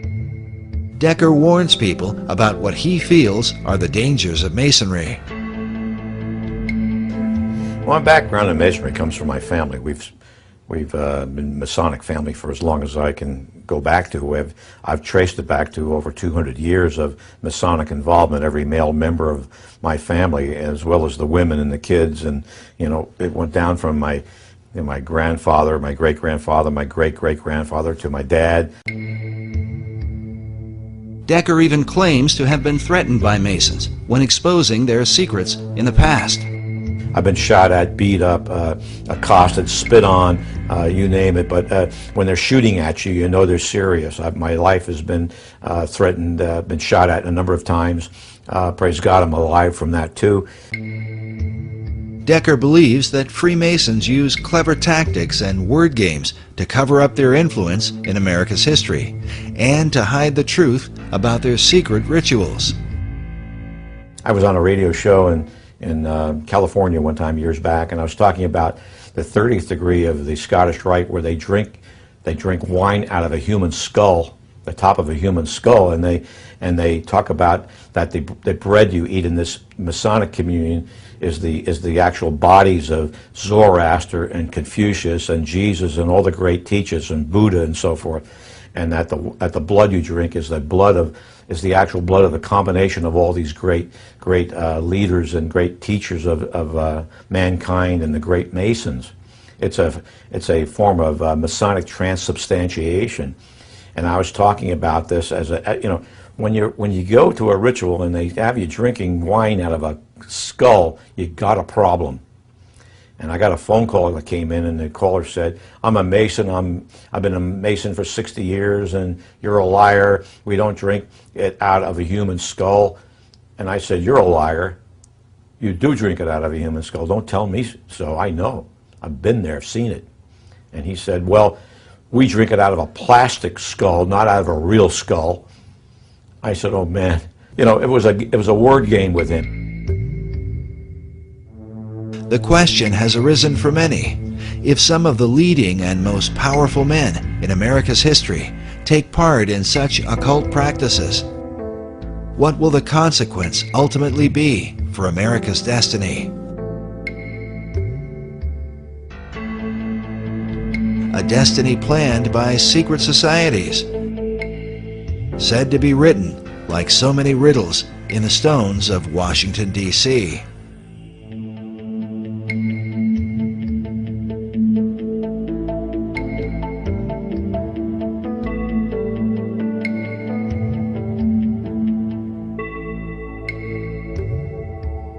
A growing number of Masons reject the suggestion of a Masonic agenda in Washington, D.C. Among them is Trevor McEwen, the Grand Historian for the Masonic Lodge of British Columbia.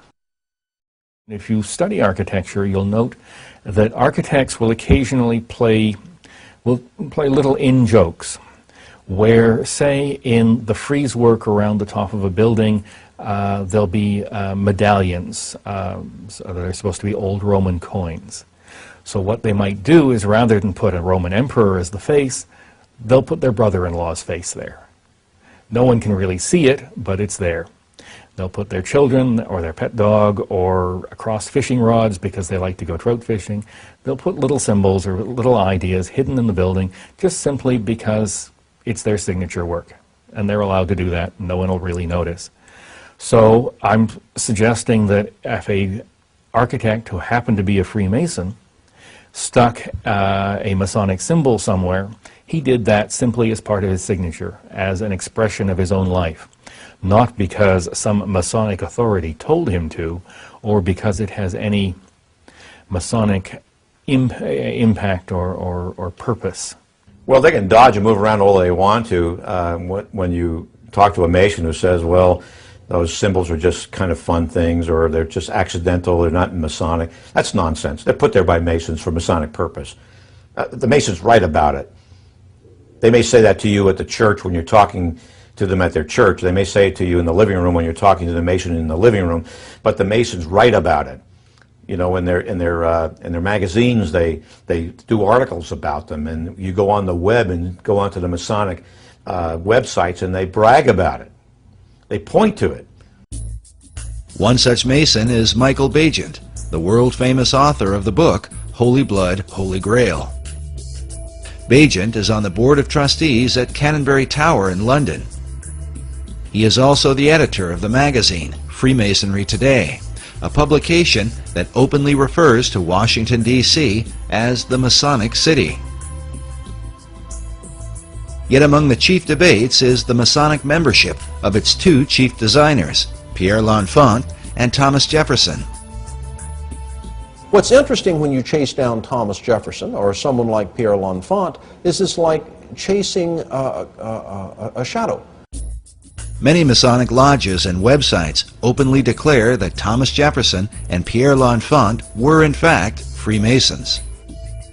Jefferson in particular is commonly placed in the lists of Masonic presidents, including this collection from the Harry S. Truman Presidential Library. Needless to say, Truman himself was a proud Mason. Some believe that modern Masonry denies the membership of Jefferson and L'Enfant to distance itself from the idea of a Masonic conspiracy in America's history. I mean, I can find you, it's on the internet, there were some Masonic editions of the Bible that list Masonic presidents, and Jefferson is listed. And so they say, aha, we know that Jefferson is a Mason, and you're trying to hide it because he was this awful deist, and you don't want to have an atheistic, non-Christian deist as one of your members. And the answer is no. The people that wrote the Bible, that wrote the supplementary pages for that edition of the Bible, made a mistake. The only way to prove anyone is a Freemason is to have their initiation records. His certainly are missing. Some have argued that Jefferson and L'Enfant might have been initiated into Masonry during their time in France. In Paris, the Lodge of the Nine Sisters was a famous French lodge, whose members included Benjamin Franklin, John Paul Jones, and the Marquis de Lafayette. Jefferson and L'Enfant would have certainly been in familiar company. It's possible for Pierre L'Enfant, as well as Thomas Jefferson, to have belonged to a French Masonic lodge or possibly another Masonic lodge on the continent of Europe. Jefferson was ambassador to France. L'Enfant was himself a Frenchman. Perhaps they belonged to a French lodge. Perhaps the records were lost during the French Revolution or at some other time. Perhaps they also were visited by space aliens and taken to Area 51 in New Mexico and then flown back to their homes. That's a possibility also. In stark contrast to Dr. Morris's view, Michael Bagent, in his Freemasonry Today, openly refers to Pierre L'Enfant and Thomas Jefferson as Freemasons. as do many Masonic lodges, even to this day. Similar opposing views also exist on the writings of men like David Oveson. Oveson is not writing an anti-Masonic book. Oveson, in the main, has good things to say about Masonry. He's talking about how the builders and the founders of this nation were Freemasons. So, of course, that's going to ring sympathetic bells with any other Freemason. Among those whose sympathetic bells seem to have been rung is Siegfried Kleinknecht, the former Sovereign Grand Commander of the ancient and accepted Scottish Rite, an office believed by many to be the most powerful Masonic office in the United States. Kleinknecht is pictured here next to President Ronald Reagan, when Reagan was made an honorary 33rd degree Mason. This becomes significant when one considers that Kleinknecht wrote the foreword to David Oveson's book. He begins with the words, "As above, so below," saying these words, attributed to Hermes Trismegistus, lie at the heart of the Western esoteric tradition.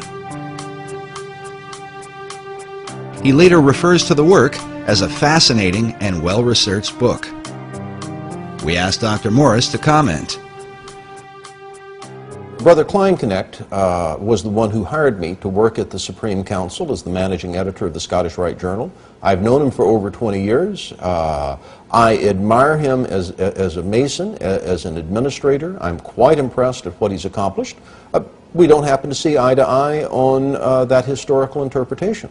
But again, I think the important thing is he emphasizes in his introduction, or his foreword, that Oveson may have found an explanation. He doesn't say it is the explanation. Certainly it's an intriguing explanation, but I don't think that there is any historical basis to it.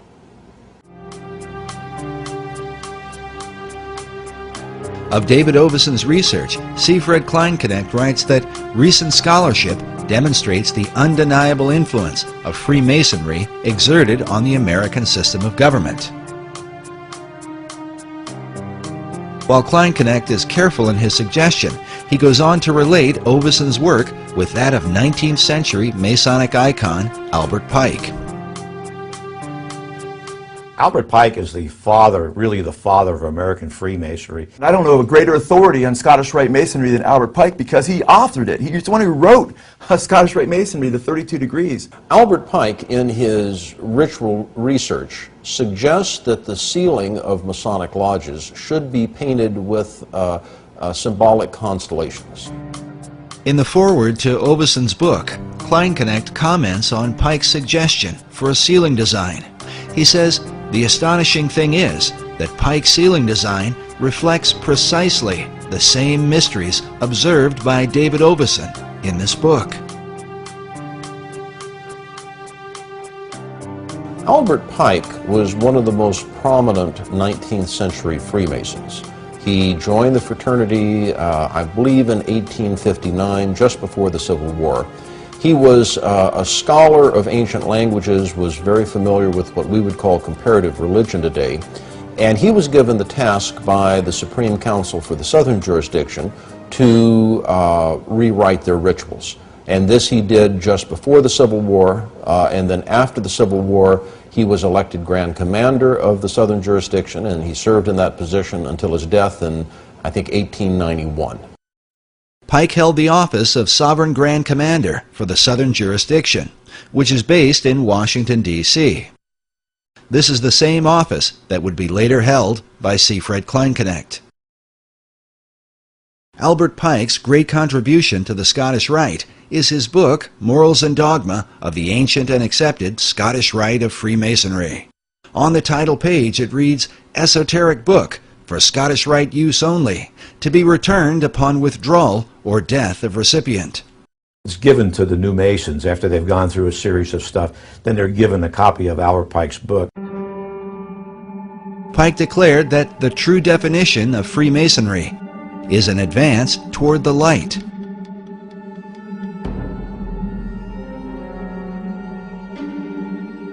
The question then becomes, what is the light of Masonry? Many believe the answer comes from Pike's own words. In Morals and Dogma, Pike wrote, "Lucifer, strange and mysterious name to give to the spirit of darkness. Is it he who bears the light? Doubt it not." Masons and their critics will likely agree that these words, perhaps more than any other, continue to haunt Pike's memory. A statue of Albert Pike is located at 3rd and D Streets in downtown Washington, D.C. It was erected by Freemasons in 1901 through an act of Congress. Pike is shown with a maiden beneath him, bearing the standard of the Scottish Rite. More than a century after his death, Albert Pike continues as an important and controversial figure in America's capital. Not only does his statue remain, but he is the central focus of one of Washington, D.C.'s most unique buildings, the Masonic House of the Temple, the headquarters for the ancient and accepted Scottish Rite of Freemasonry. The building was designed by 20th century architect John Russell Pope, who modeled it after the mausoleum at Halicarnassus, one of the 7 wonders of the ancient world. Pope himself was not a Freemason, so he relied upon the esoteric knowledge of Elliott Woods, a 32nd degree Mason who was the architect of the United States Capitol at the time. The top of the temple is shaped like a step pyramid that some believe parallels the truncated pyramid on the back of the dollar bill. If you count the courses of masonry on the pyramid, you'll see it has 13 courses of masonry, and that corresponds to the 13 steps on the pyramid that is the roof of the House of the Temple. Not only is the number 13 present in the roof design, but the House of the Temple is said to be 13 blocks north of the White House, leading some to believe that a secret Masonic signature somehow ties Masonry with the seat of power in American government.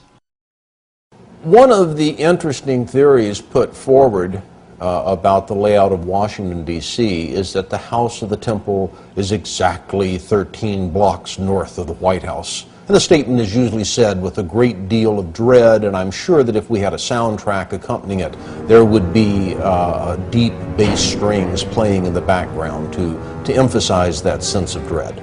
Now, it turns out that there are some side streets at a halfway marker, and if you count them, and you don't count the streets that are in the circles, well, by golly, you can come up with 13 if you kind of squint your eyes and look at it sideways. Using a simple map, 13 individual cross streets can be identified between the White House and the House of the Temple, located on the south side of S Street. Dr. Morris's contention, however, is that if one counts the 2 streets that cross Scott's Circle, rather than only the street that runs between them, it would not amount to 13 blocks. Yet even prominent publications, such as U.S. News and World Report, have recognized that the Masonic House of the Temple is about 13 blocks north of the White House. But superstition about 13 seems ingrained in American culture. Even our modern elevators specifically avoid the number. It's said that President Franklin Roosevelt would invite his secretary to dinner to keep from having 13 people at the table, and would avoid going out on the 13th of each month.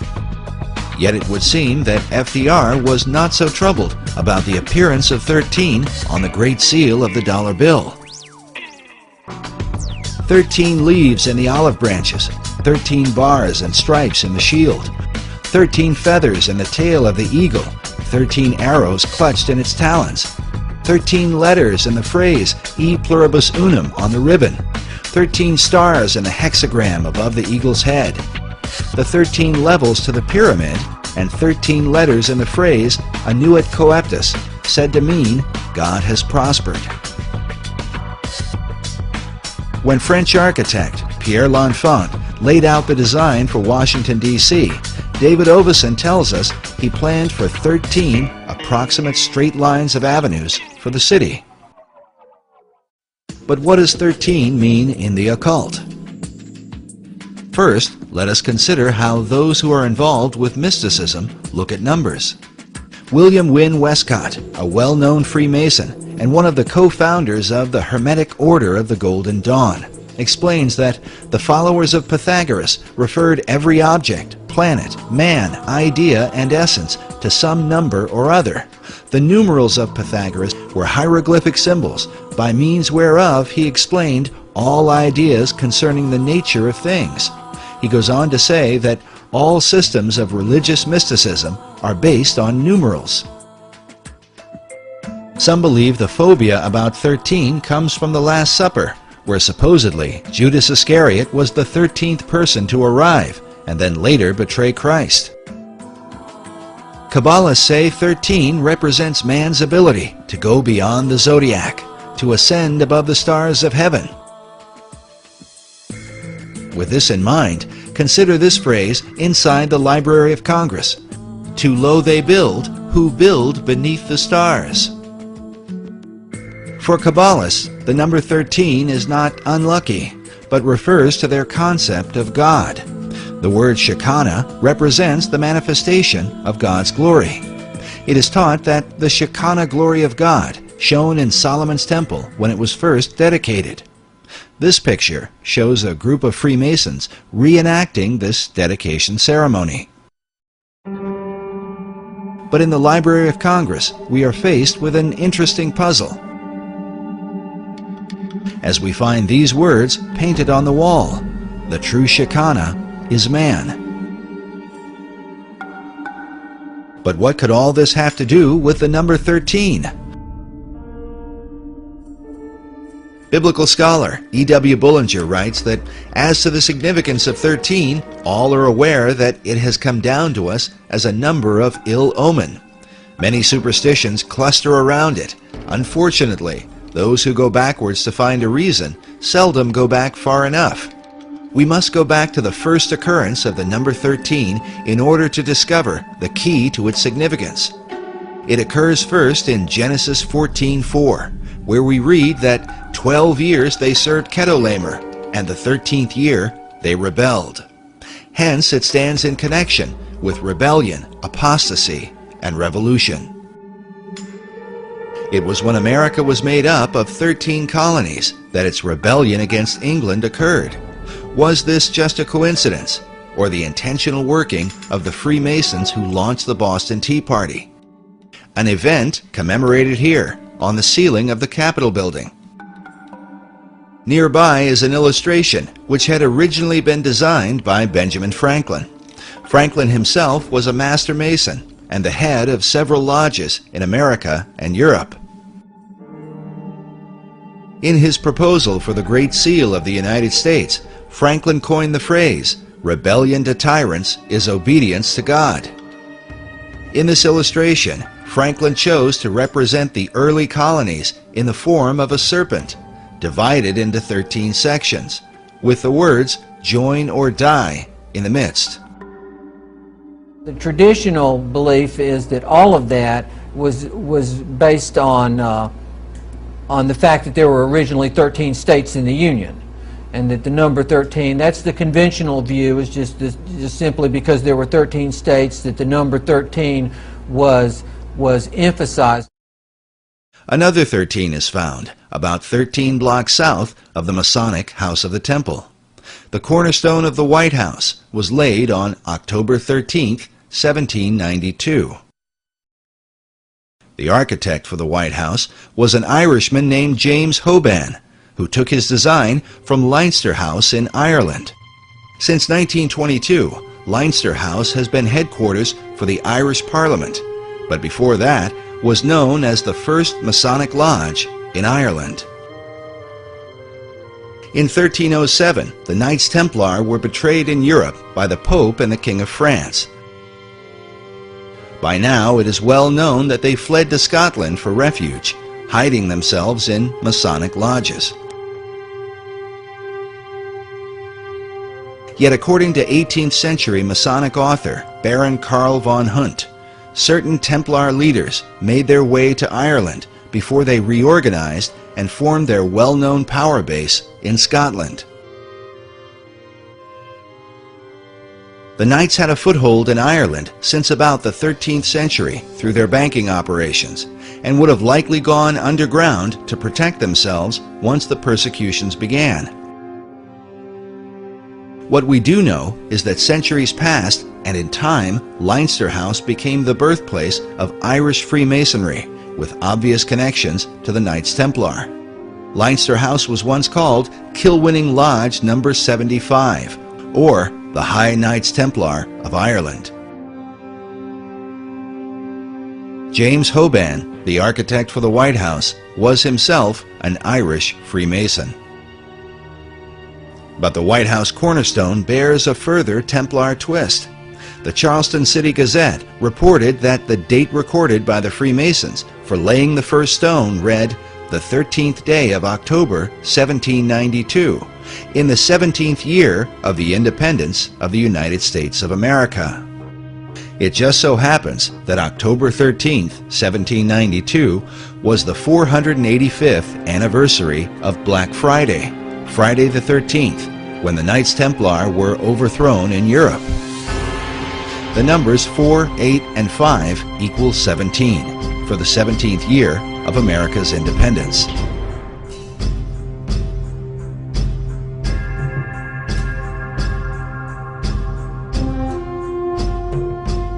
Meanwhile, the day before, on October 12th of 1792, was the first celebration of Columbus Day in America, and supposedly commemorates how Christopher Columbus sailed for 33 days before he made his first landfall in the New World.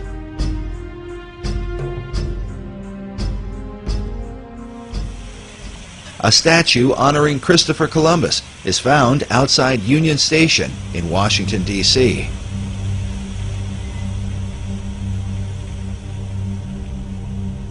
The Columbus Monument declares that it was the faith and courage of Christopher Columbus that gave to mankind a new world.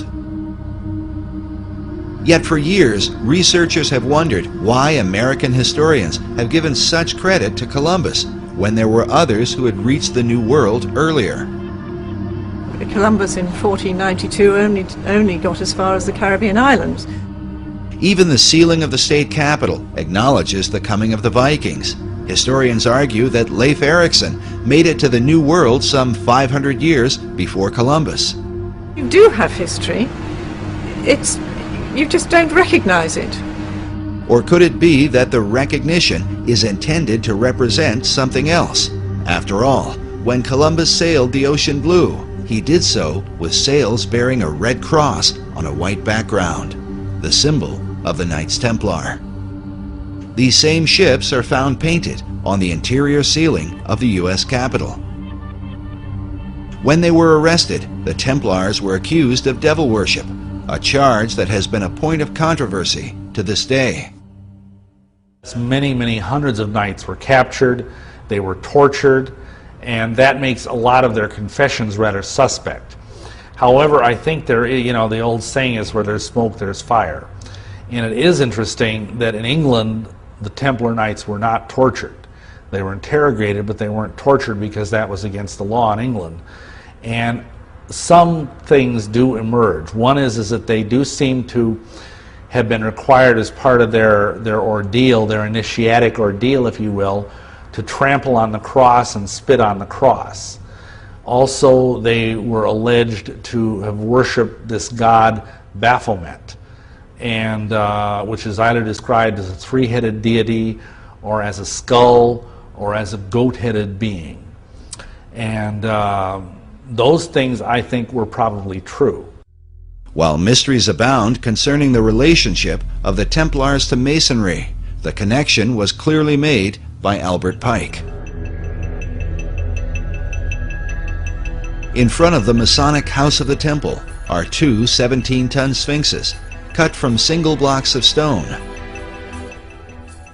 One representing wisdom, with its eyes half closed, as if in contemplation, while the other represents power, with its eyes wide open. These two chief elements are said to represent Plato's ideal balance for the perfected man. The man who has wisdom and the man who has power. To the Scottish Rite, Albert Pike seems to represent such a man, as he is a central focus of the temple itself.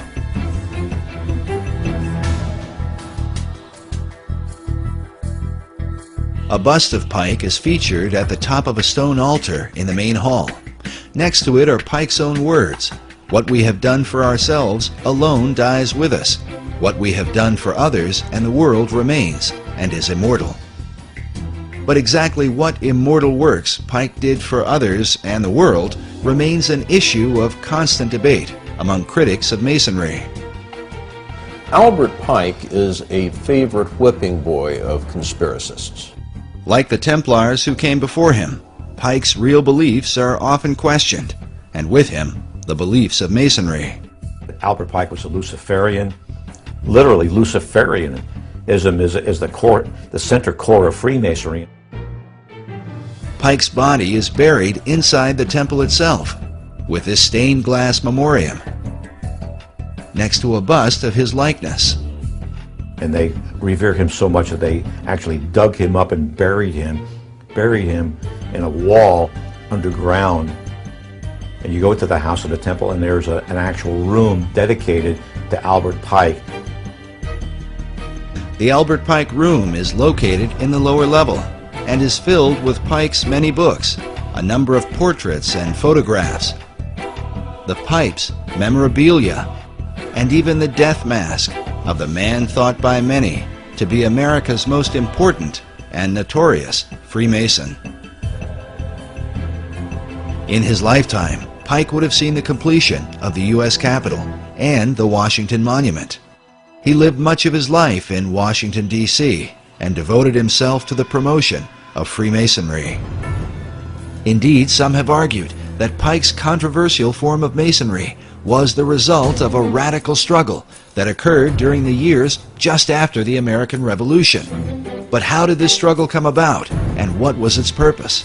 More importantly, could this influence have somehow impacted the design for Washington, D.C., and with it, the ultimate destiny of America? The answer to these questions may be found by examining a group that today has much to do with Washington, D.C., one that is thought by some to be the most mysterious and dangerous secret society in the world.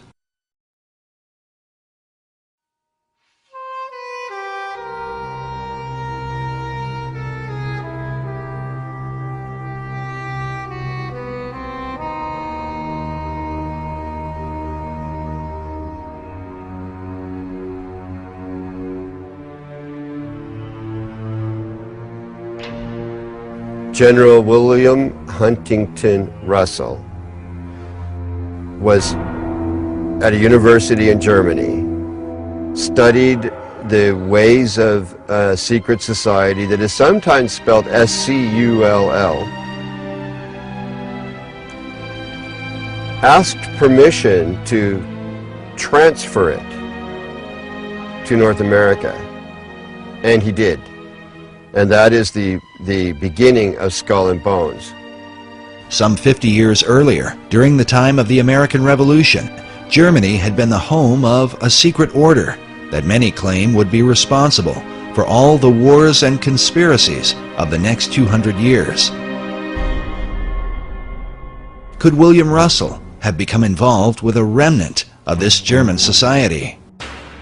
He also is on record observing that American Freemasonry and Rosicrucianism had drifted from their European origins and roots. And as a drift, they were losing sight of the secrets or of, you know, the mandate, the purpose, and the protocols of their existence. So he formed Skull and Bones to reconcile these arcane orders with the mainstream European movement. During this era, the mainstream European movement, especially among secret societies, was on fire with a concept of revolution, which involved overturning old systems of government, monarchies, and the influence of organized religion in particular. In the birth of this revolutionary philosophy, Germany played a key role. In his book, Fire in the Minds of Men, James H. Billington, the Librarian of Congress, writes that the revolutionary ideology of the 18th and 19th centuries was shaped not so much by the rationalism of the French Enlightenment, as is generally believed, but by the occultism and pro-romanticism of Germany. He goes on to say that this ideology continued through the reign of men like Joseph Stalin and Adolf Hitler. Billington writes of what he calls the Pythagorean passion of the early revolutionaries, a fascination with the ancient Greek philosopher Pythagoras. According to tradition, Pythagoras was driven from Greece to southern Italy, where he allegedly founded a religious and philosophical brotherhood to transform society. Pythagorean philosophy dominated the signs and symbols revolutionaries used to define their movement. Billington writes that occultists became politicians and made special use of the two most important Pythagorean geometric symbols, the circle and the triangle, in dramatizing their challenge to establish power. In Germany, the leading revolutionary was a Bavarian law professor named Adam Weishaupt, who founded a secret society called the Illuminati. Billington writes that Weishaupt's final blueprint for politicized Illuminism, written during the first year of the French Revolution, was entitled Pythagoras. Pythagorean geometry plays an important role in the design for Washington, D.C. The entire layout of the city is based around Federal Triangle, a right triangle which represents the Pythagorean theorem.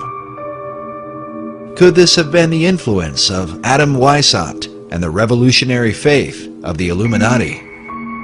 And if so, in what other ways could this mysterious and highly controversial group have impacted America?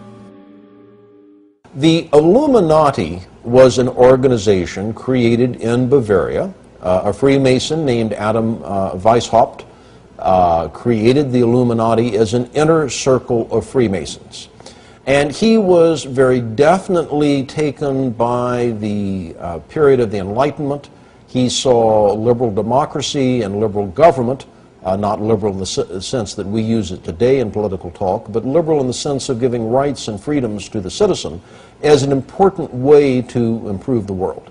And his plan was to create this inner circle of Masons called the Illuminati, that means the enlightened ones, and that this inner circle of Freemasons would then spread out among Masonic lodges, and then the Masons in turn would see to it that their members were put in prominent positions in government, and that then the Illuminati's influence would enable the liberal democratic principles of the Enlightenment to be spread throughout the world. It had three ideals: separation of church and state, controls on the power of the state, and the emancipation of women. Three planks in their platform, if you will. Now, one could say that the Bavarian Illuminati won, because that, in effect, defines Western society. Because the Illuminati plan to change the world in many ways came to pass, some believe the order functioned through the revolutionary movements of the 18th, 19th, and 20th centuries.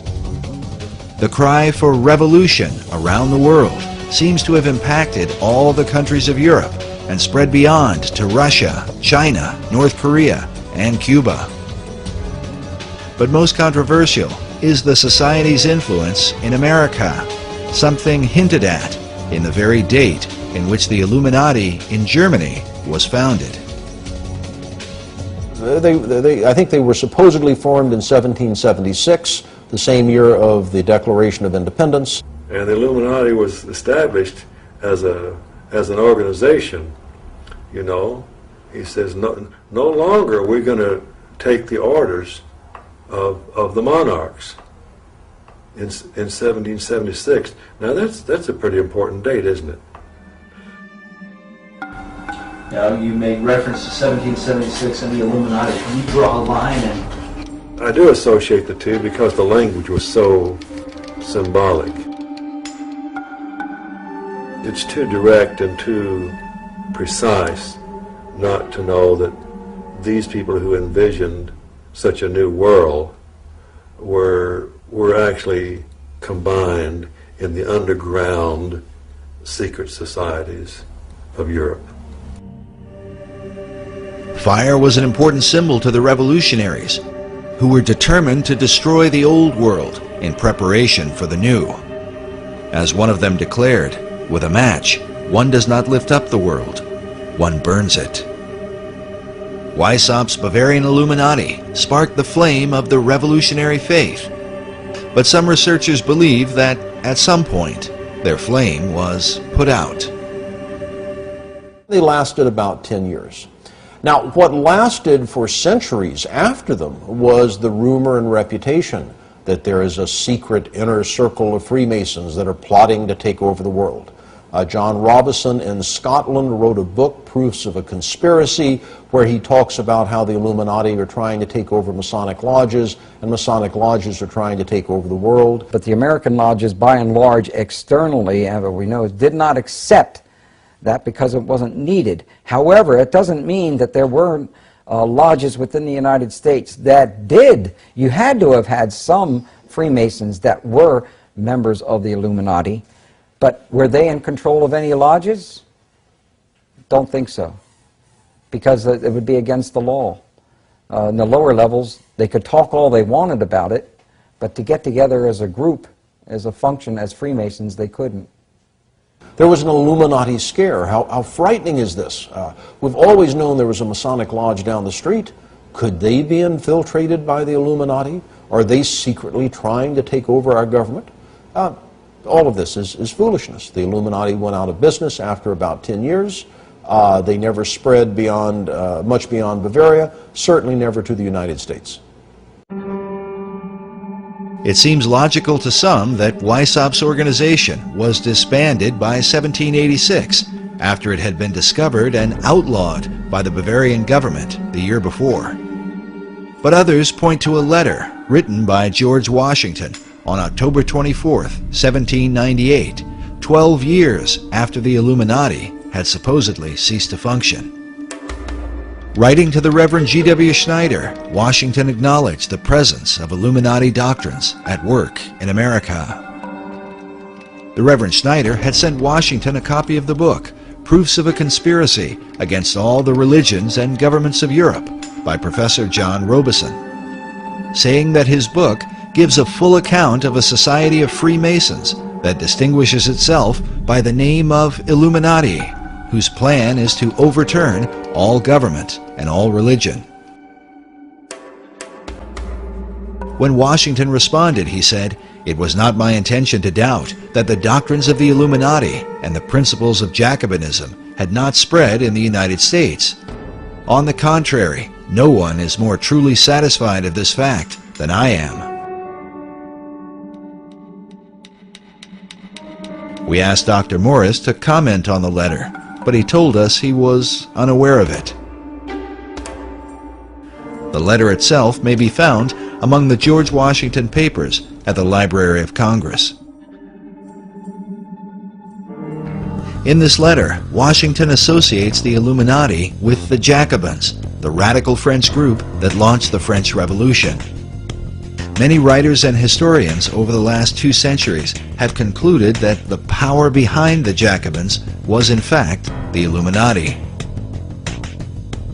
It is well documented that some of the Jacobins came to America and here tried to stir up a second American Revolution through groups known as the Democratic Clubs.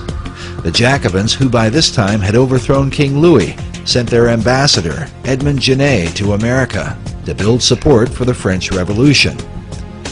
American leaders like Washington wanted to keep the country neutral, but Genet was determined to bring her into the fray, even if it meant overthrowing the new American government.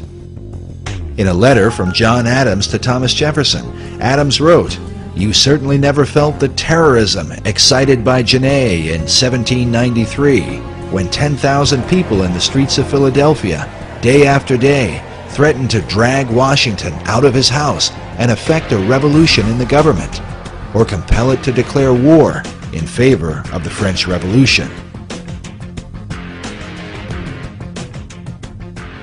Many researchers believe the French Revolution is the key to understanding the presence of the Illuminati in America.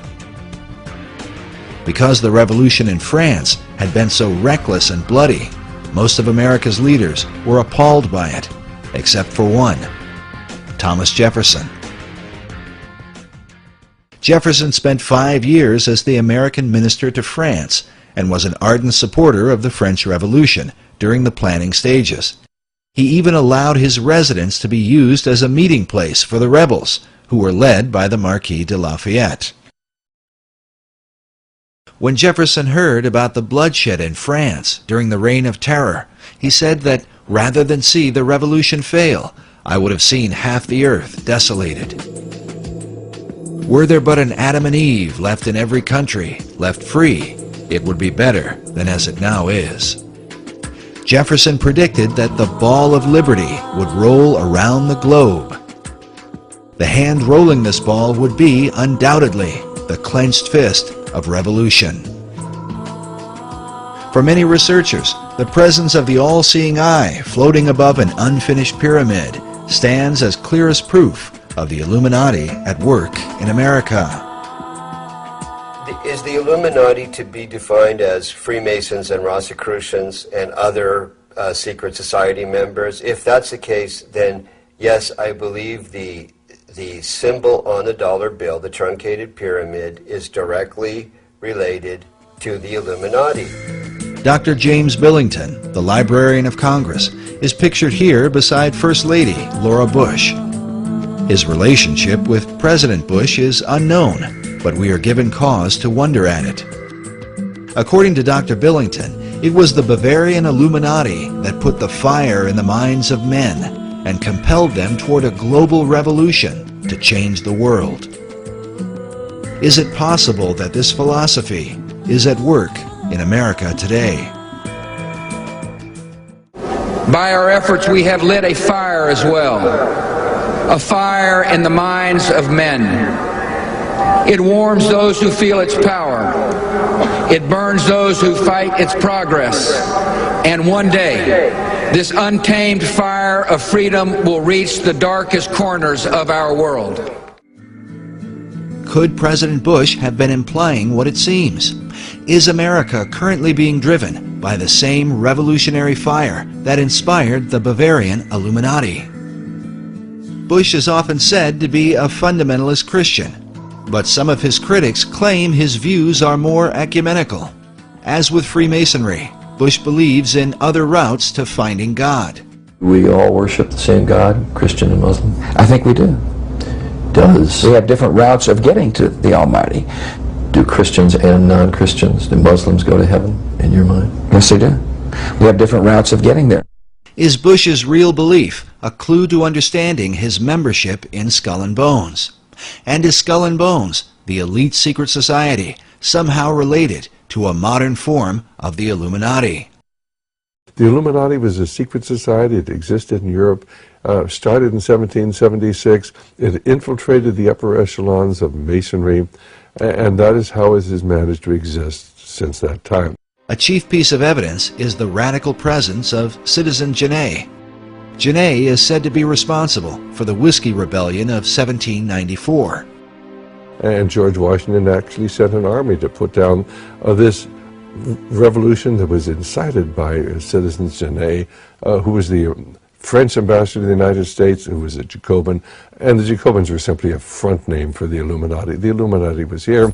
In 1798, the same year George Washington wrote his letter to the Reverend Schneider, another Reverend, Jedediah Morse, gave a speech in which he claimed that the Illuminati had its emissaries at work in America.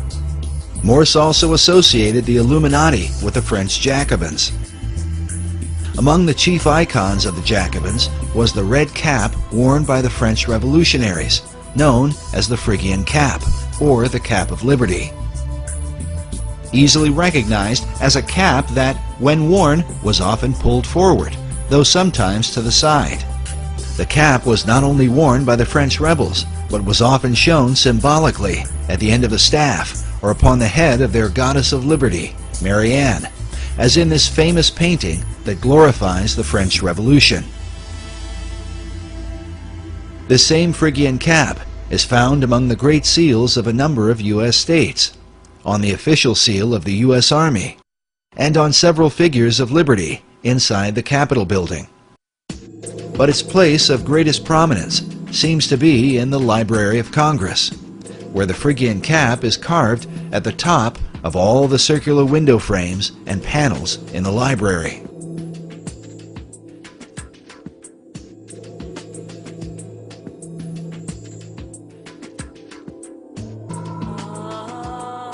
The Phrygian cap dates back to ancient Rome and was said to be worn by slaves who had obtained their freedom, and as such became a symbol of liberty. The chief god worshipped at that time was Mithras, who is seen in many images and sculptures wearing this headpiece. Like the gods Baal and the Egyptian Horus, Mithras was a dying god who was later resurrected. In the pantheon of pagan gods, Mithras occupies the place of the Masonic Christ. The Phrygian cap is also associated with the mythical figure of Ganymede, often portrayed as a handsome young man wearing this cap of liberty. Because of his beauty, Ganymede was carried away by Zeus in the form of an eagle and made the cupbearer of the gods. In time, Zeus gave him a place in the heavens, where he became the constellation Aquarius.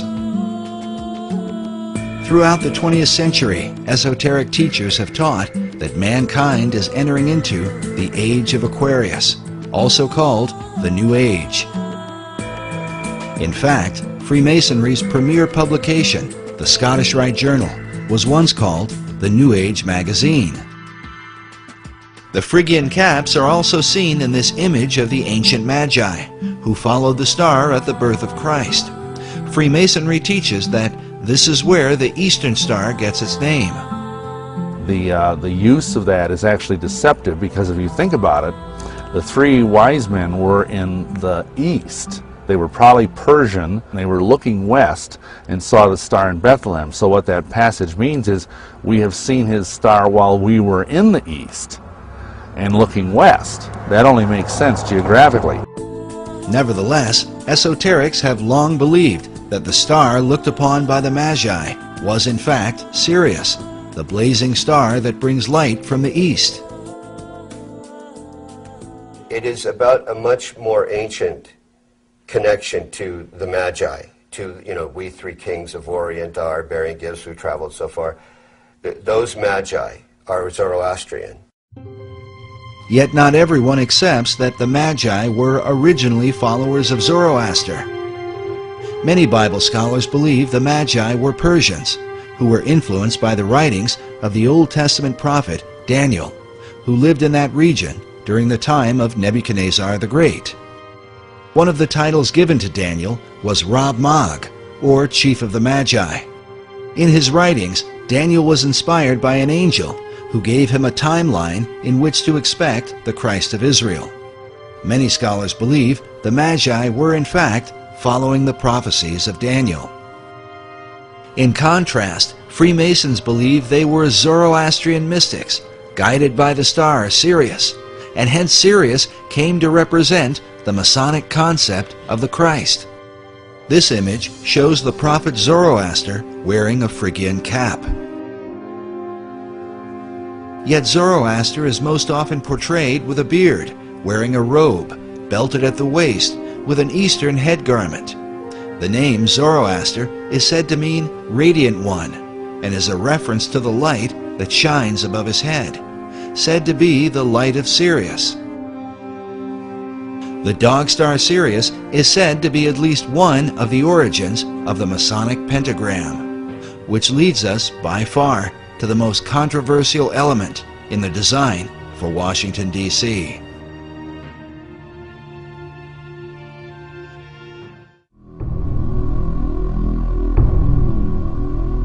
Oh.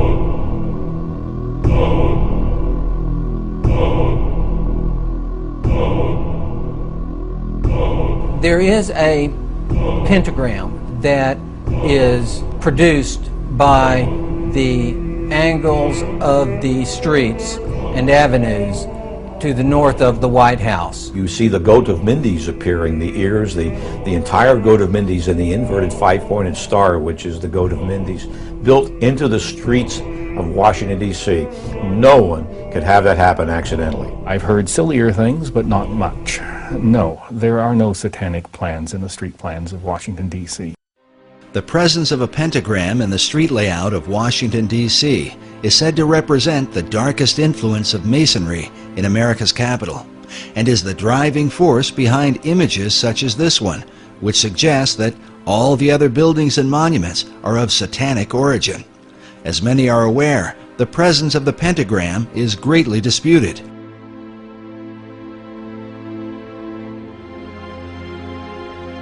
During the Middle Ages, the pentagram was a symbol of good luck and protection when used by those who practice magic.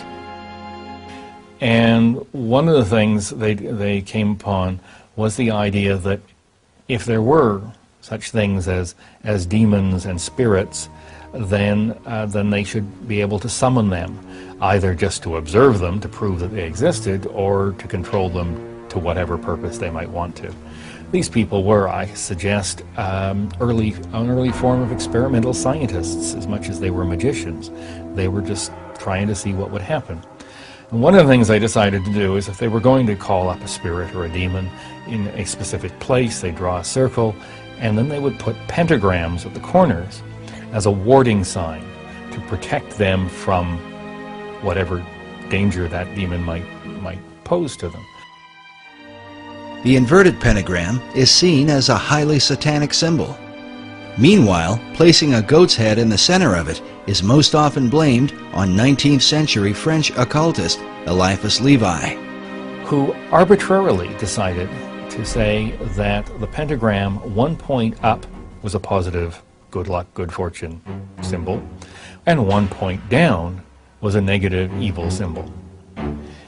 He provided no citations as to where he got that idea from, and there was nothing historically documented prior to him to suggest that anyone ever thought that was the case. This is an important issue because Eliphas Levi was arguably the most influential occultist of the 19th and 20th centuries. He was probably the most powerful sorcerer of the 19th century. His writings inspired every major occult leader, including Madame H.P. Blavatsky, Aleister Crowley, Manly P. Hall, and Albert Pike. Yes, indeed, Pike does quote Levi in his writings. Levi's concept of the pentagram was most likely the influence of the 15th century German alchemist Heinrich Cornelius Agrippa. Agrippa is a well-known figure in occult circles and is even mentioned in Mary Shelley's Frankenstein, as well as J.K. Rowling's Harry Potter and the Sorcerer's Stone. Agrippa published his books on occult philosophy around 1509.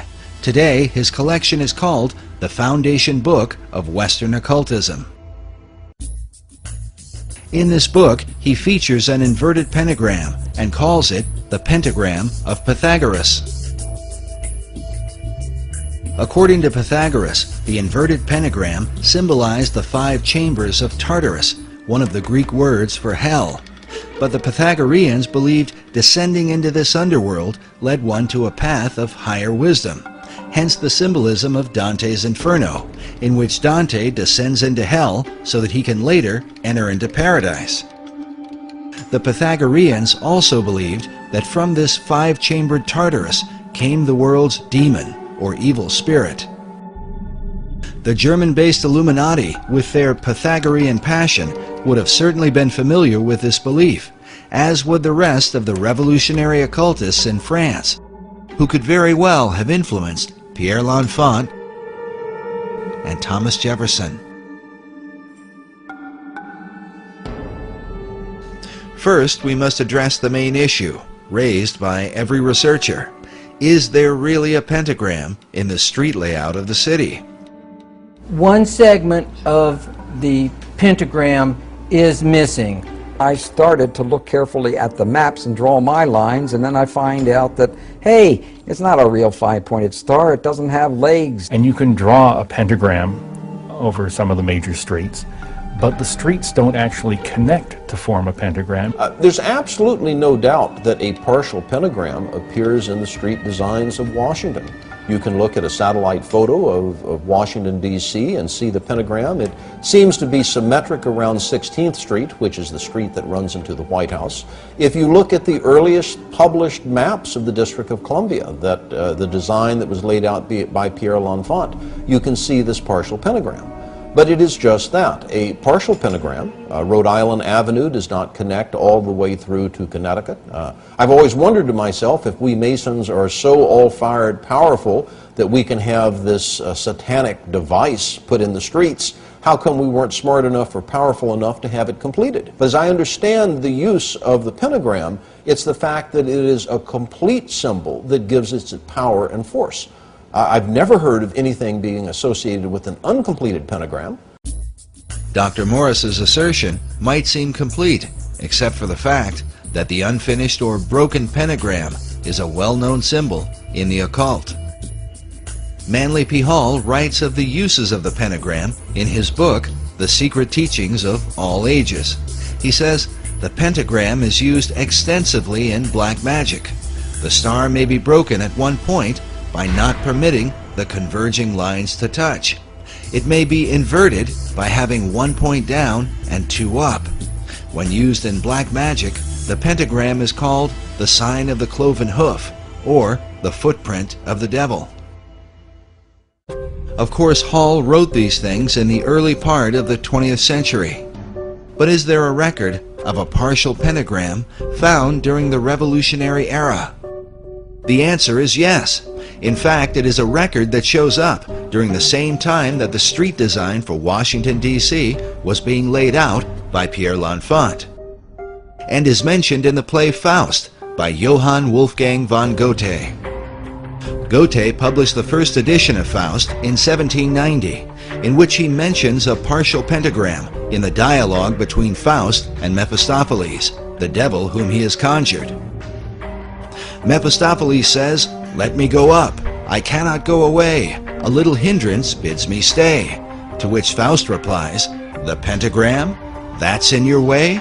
You son of hell, explain to me, if that stays you, how came you in today?" To which Mephistopheles says, "Observe it closely. It is not well made. One angle on the outer side of it is just a little open, as you see." While Goethe published his first edition of Faust in 1790, it was between 1791 and 1792 that Pierre L'Enfant drew up the initial street design for Washington, D.C. This might all be seen as a mere coincidence, if not for the fact that Johann Wolfgang von Goethe was not only a master Mason, but also a famous member of the Bavarian Illuminati.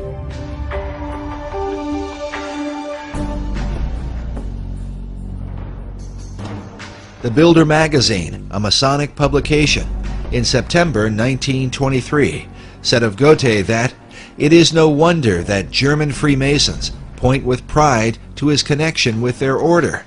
After he became a member in 1780, he accomplished no great work which did not ring in Masonic accord. He completed nothing which did not lead back to a Masonic origin.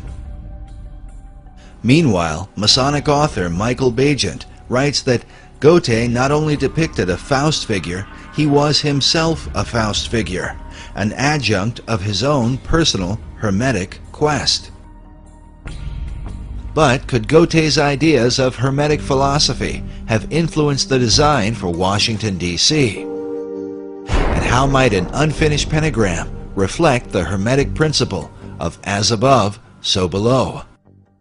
Which brings us to what may be the most logical explanation for the unfinished pentagram in Washington, D.C., and one that seems to fit perfectly with the rest of the design for the city, a city which David Ovison calls a city of the stars. I have seen it suggested that the unfinished nature of the pentagram in Washington, D.C. bears a resemblance to the unfinished pentagram design that is seen in the motion of Venus. Of course, Venus has a lot of retrograde motion because it is between us and the Sun. And in relation to the other stars, Venus, of course, moves around a lot, but it in effect draws against the backdrop a nearly complete pentagram. The cycles of Venus rotating around the Sun happen over an 8-year period, during which Venus hits 5 points in the heavens, which form the outline of a pentagram. The female aspect of Venus is the celestial Virgin, which David Oveson argues was the chief inspiration for aligning Washington, D.C. with the stars. It would support his theory that there was an intentional astronomical relationship in the layout of the city. In fact, Oveson mentions this motion of Venus, relating it to the 5-petaled flower, many of which appear throughout Washington, D.C., which represent the path of Venus as shown in this drawing from a well-known book on astronomy from the 18th century. Now, what about the broken pentagram? Most astrologers plot the 8-year course of Venus in relation to the zodiac, and their diagrams look like this. But according to Theosophic author David Pratt, this is not entirely correct. He says that while Venus produces a 5-pointed star, or pentagram, there is a slight irregularity. For the pentagram is not completely closed, there being a difference of 2 days at the top, which could mean that the broken pentagram of Venus might look something like this.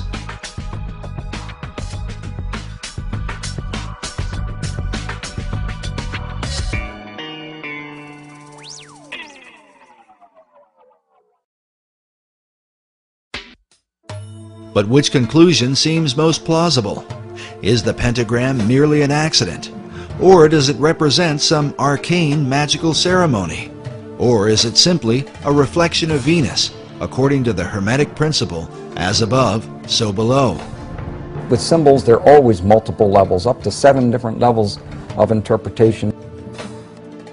One interpretation of the pentagram is given by the Thelemic order of the Golden Dawn, which says that the pentagram is itself a perfect geometric symbol of the perfected man. Meanwhile, Eliphas Levi writes that the angels aspire to become men, for the perfect man, the man-God, is above even angels. Which brings us to the National Archives building in Washington, D.C. The building itself is surrounded by 72 massive columns. The number 72 is said to represent the most arcane figure in numerology. The reasons for this vary. The heart of man beats 72 times per minute. The sun drops back against the zodiac every 72 years. The pyramid on the dollar bill was designed with 72 stones.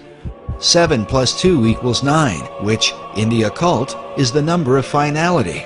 And 9 is considered a reverse 6, which is said to be the number of the perfect man. And so it seems no accident that we should find 6 stars above the head of a figure sitting on a throne overlooking Pennsylvania Avenue, the hypotenuse of Federal Triangle. Beneath him on either side are the figures of a male and a female, with himself in between.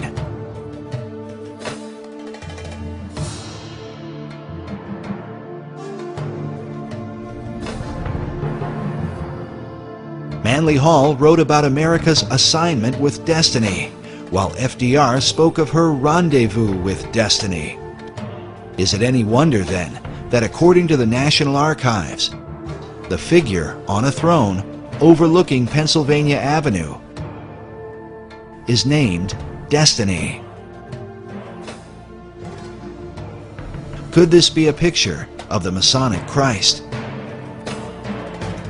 And how might he differ from the Christ of the Bible? But even now, the face of Christ is changing in the world. In New York, at the Cathedral Church of St. John the Divine, we find a mysterious image hovering above the altar, where a traditional crucifix would be. There are no nails in his hands and no crown of thorns upon his head. Instead, we find a robed figure, belted at the waist, with a Zoroastrian-looking cap upon his head, rays of light shining behind him. Could this be the Christ of the New Age?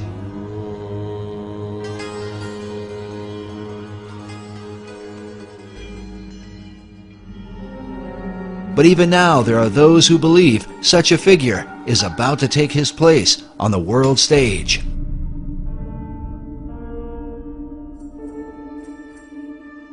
In 1982, an English painter named Benjamin Creme took out full-page ads in newspapers around the world declaring the Christ is now here.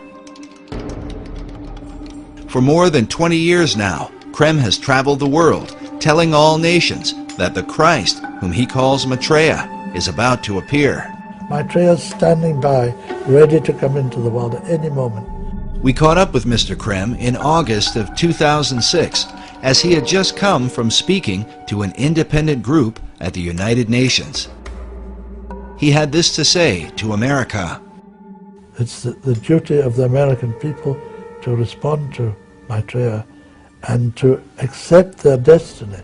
It was on May 14th, 1982, that Creme held a press conference to announce that the Christ, Maitreya, was ready to emerge. May 14th was also the date of the rebirth of the nation of Israel in 1948. With all the bloodshed and conflict happening in the Middle East, we asked Creme what he thought it might take to bring peace to the region. I've always said it will take Maitreya to solve it. Prophecy teachers warn that the current roadmap to peace, followed by President Bush, is really a roadmap to Armageddon. Meanwhile, Creme says the solution is the universal Christ, which he claims is awaited by all religions.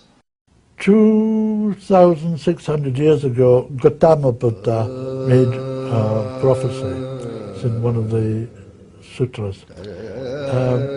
That at this time would come into the world another great teacher, a Buddha like himself, by name Maitreya, who by dint of his extraordinary spiritual stature would galvanize and inspire humanity to create a brilliant golden civilization based, as he put it, on righteousness and truth.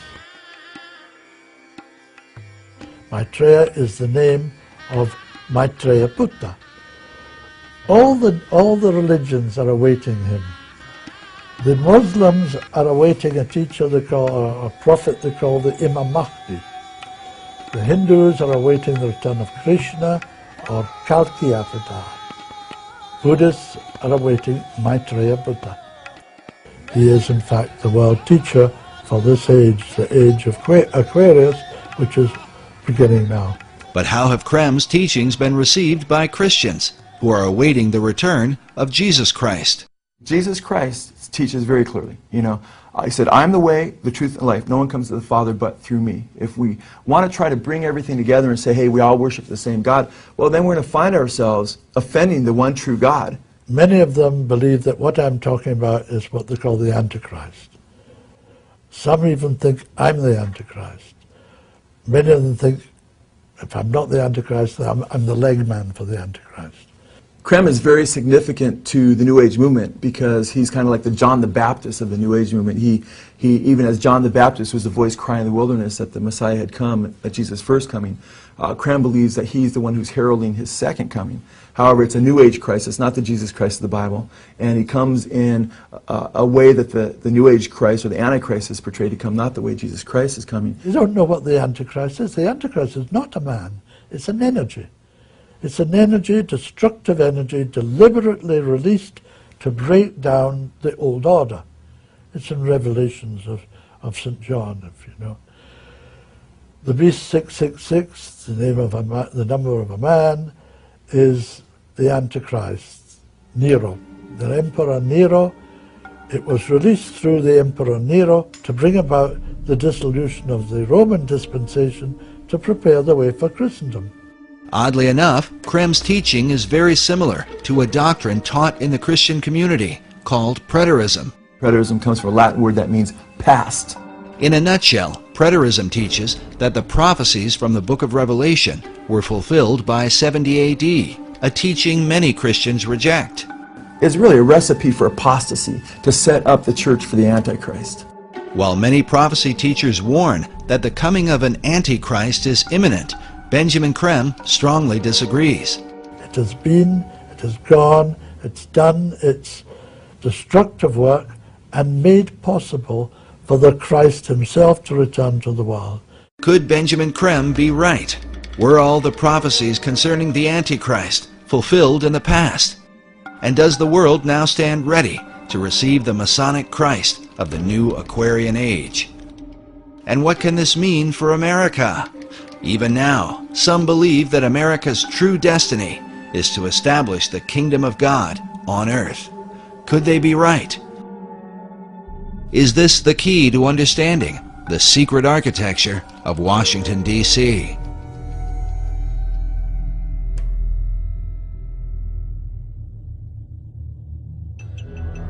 Maitreya himself spoke to me.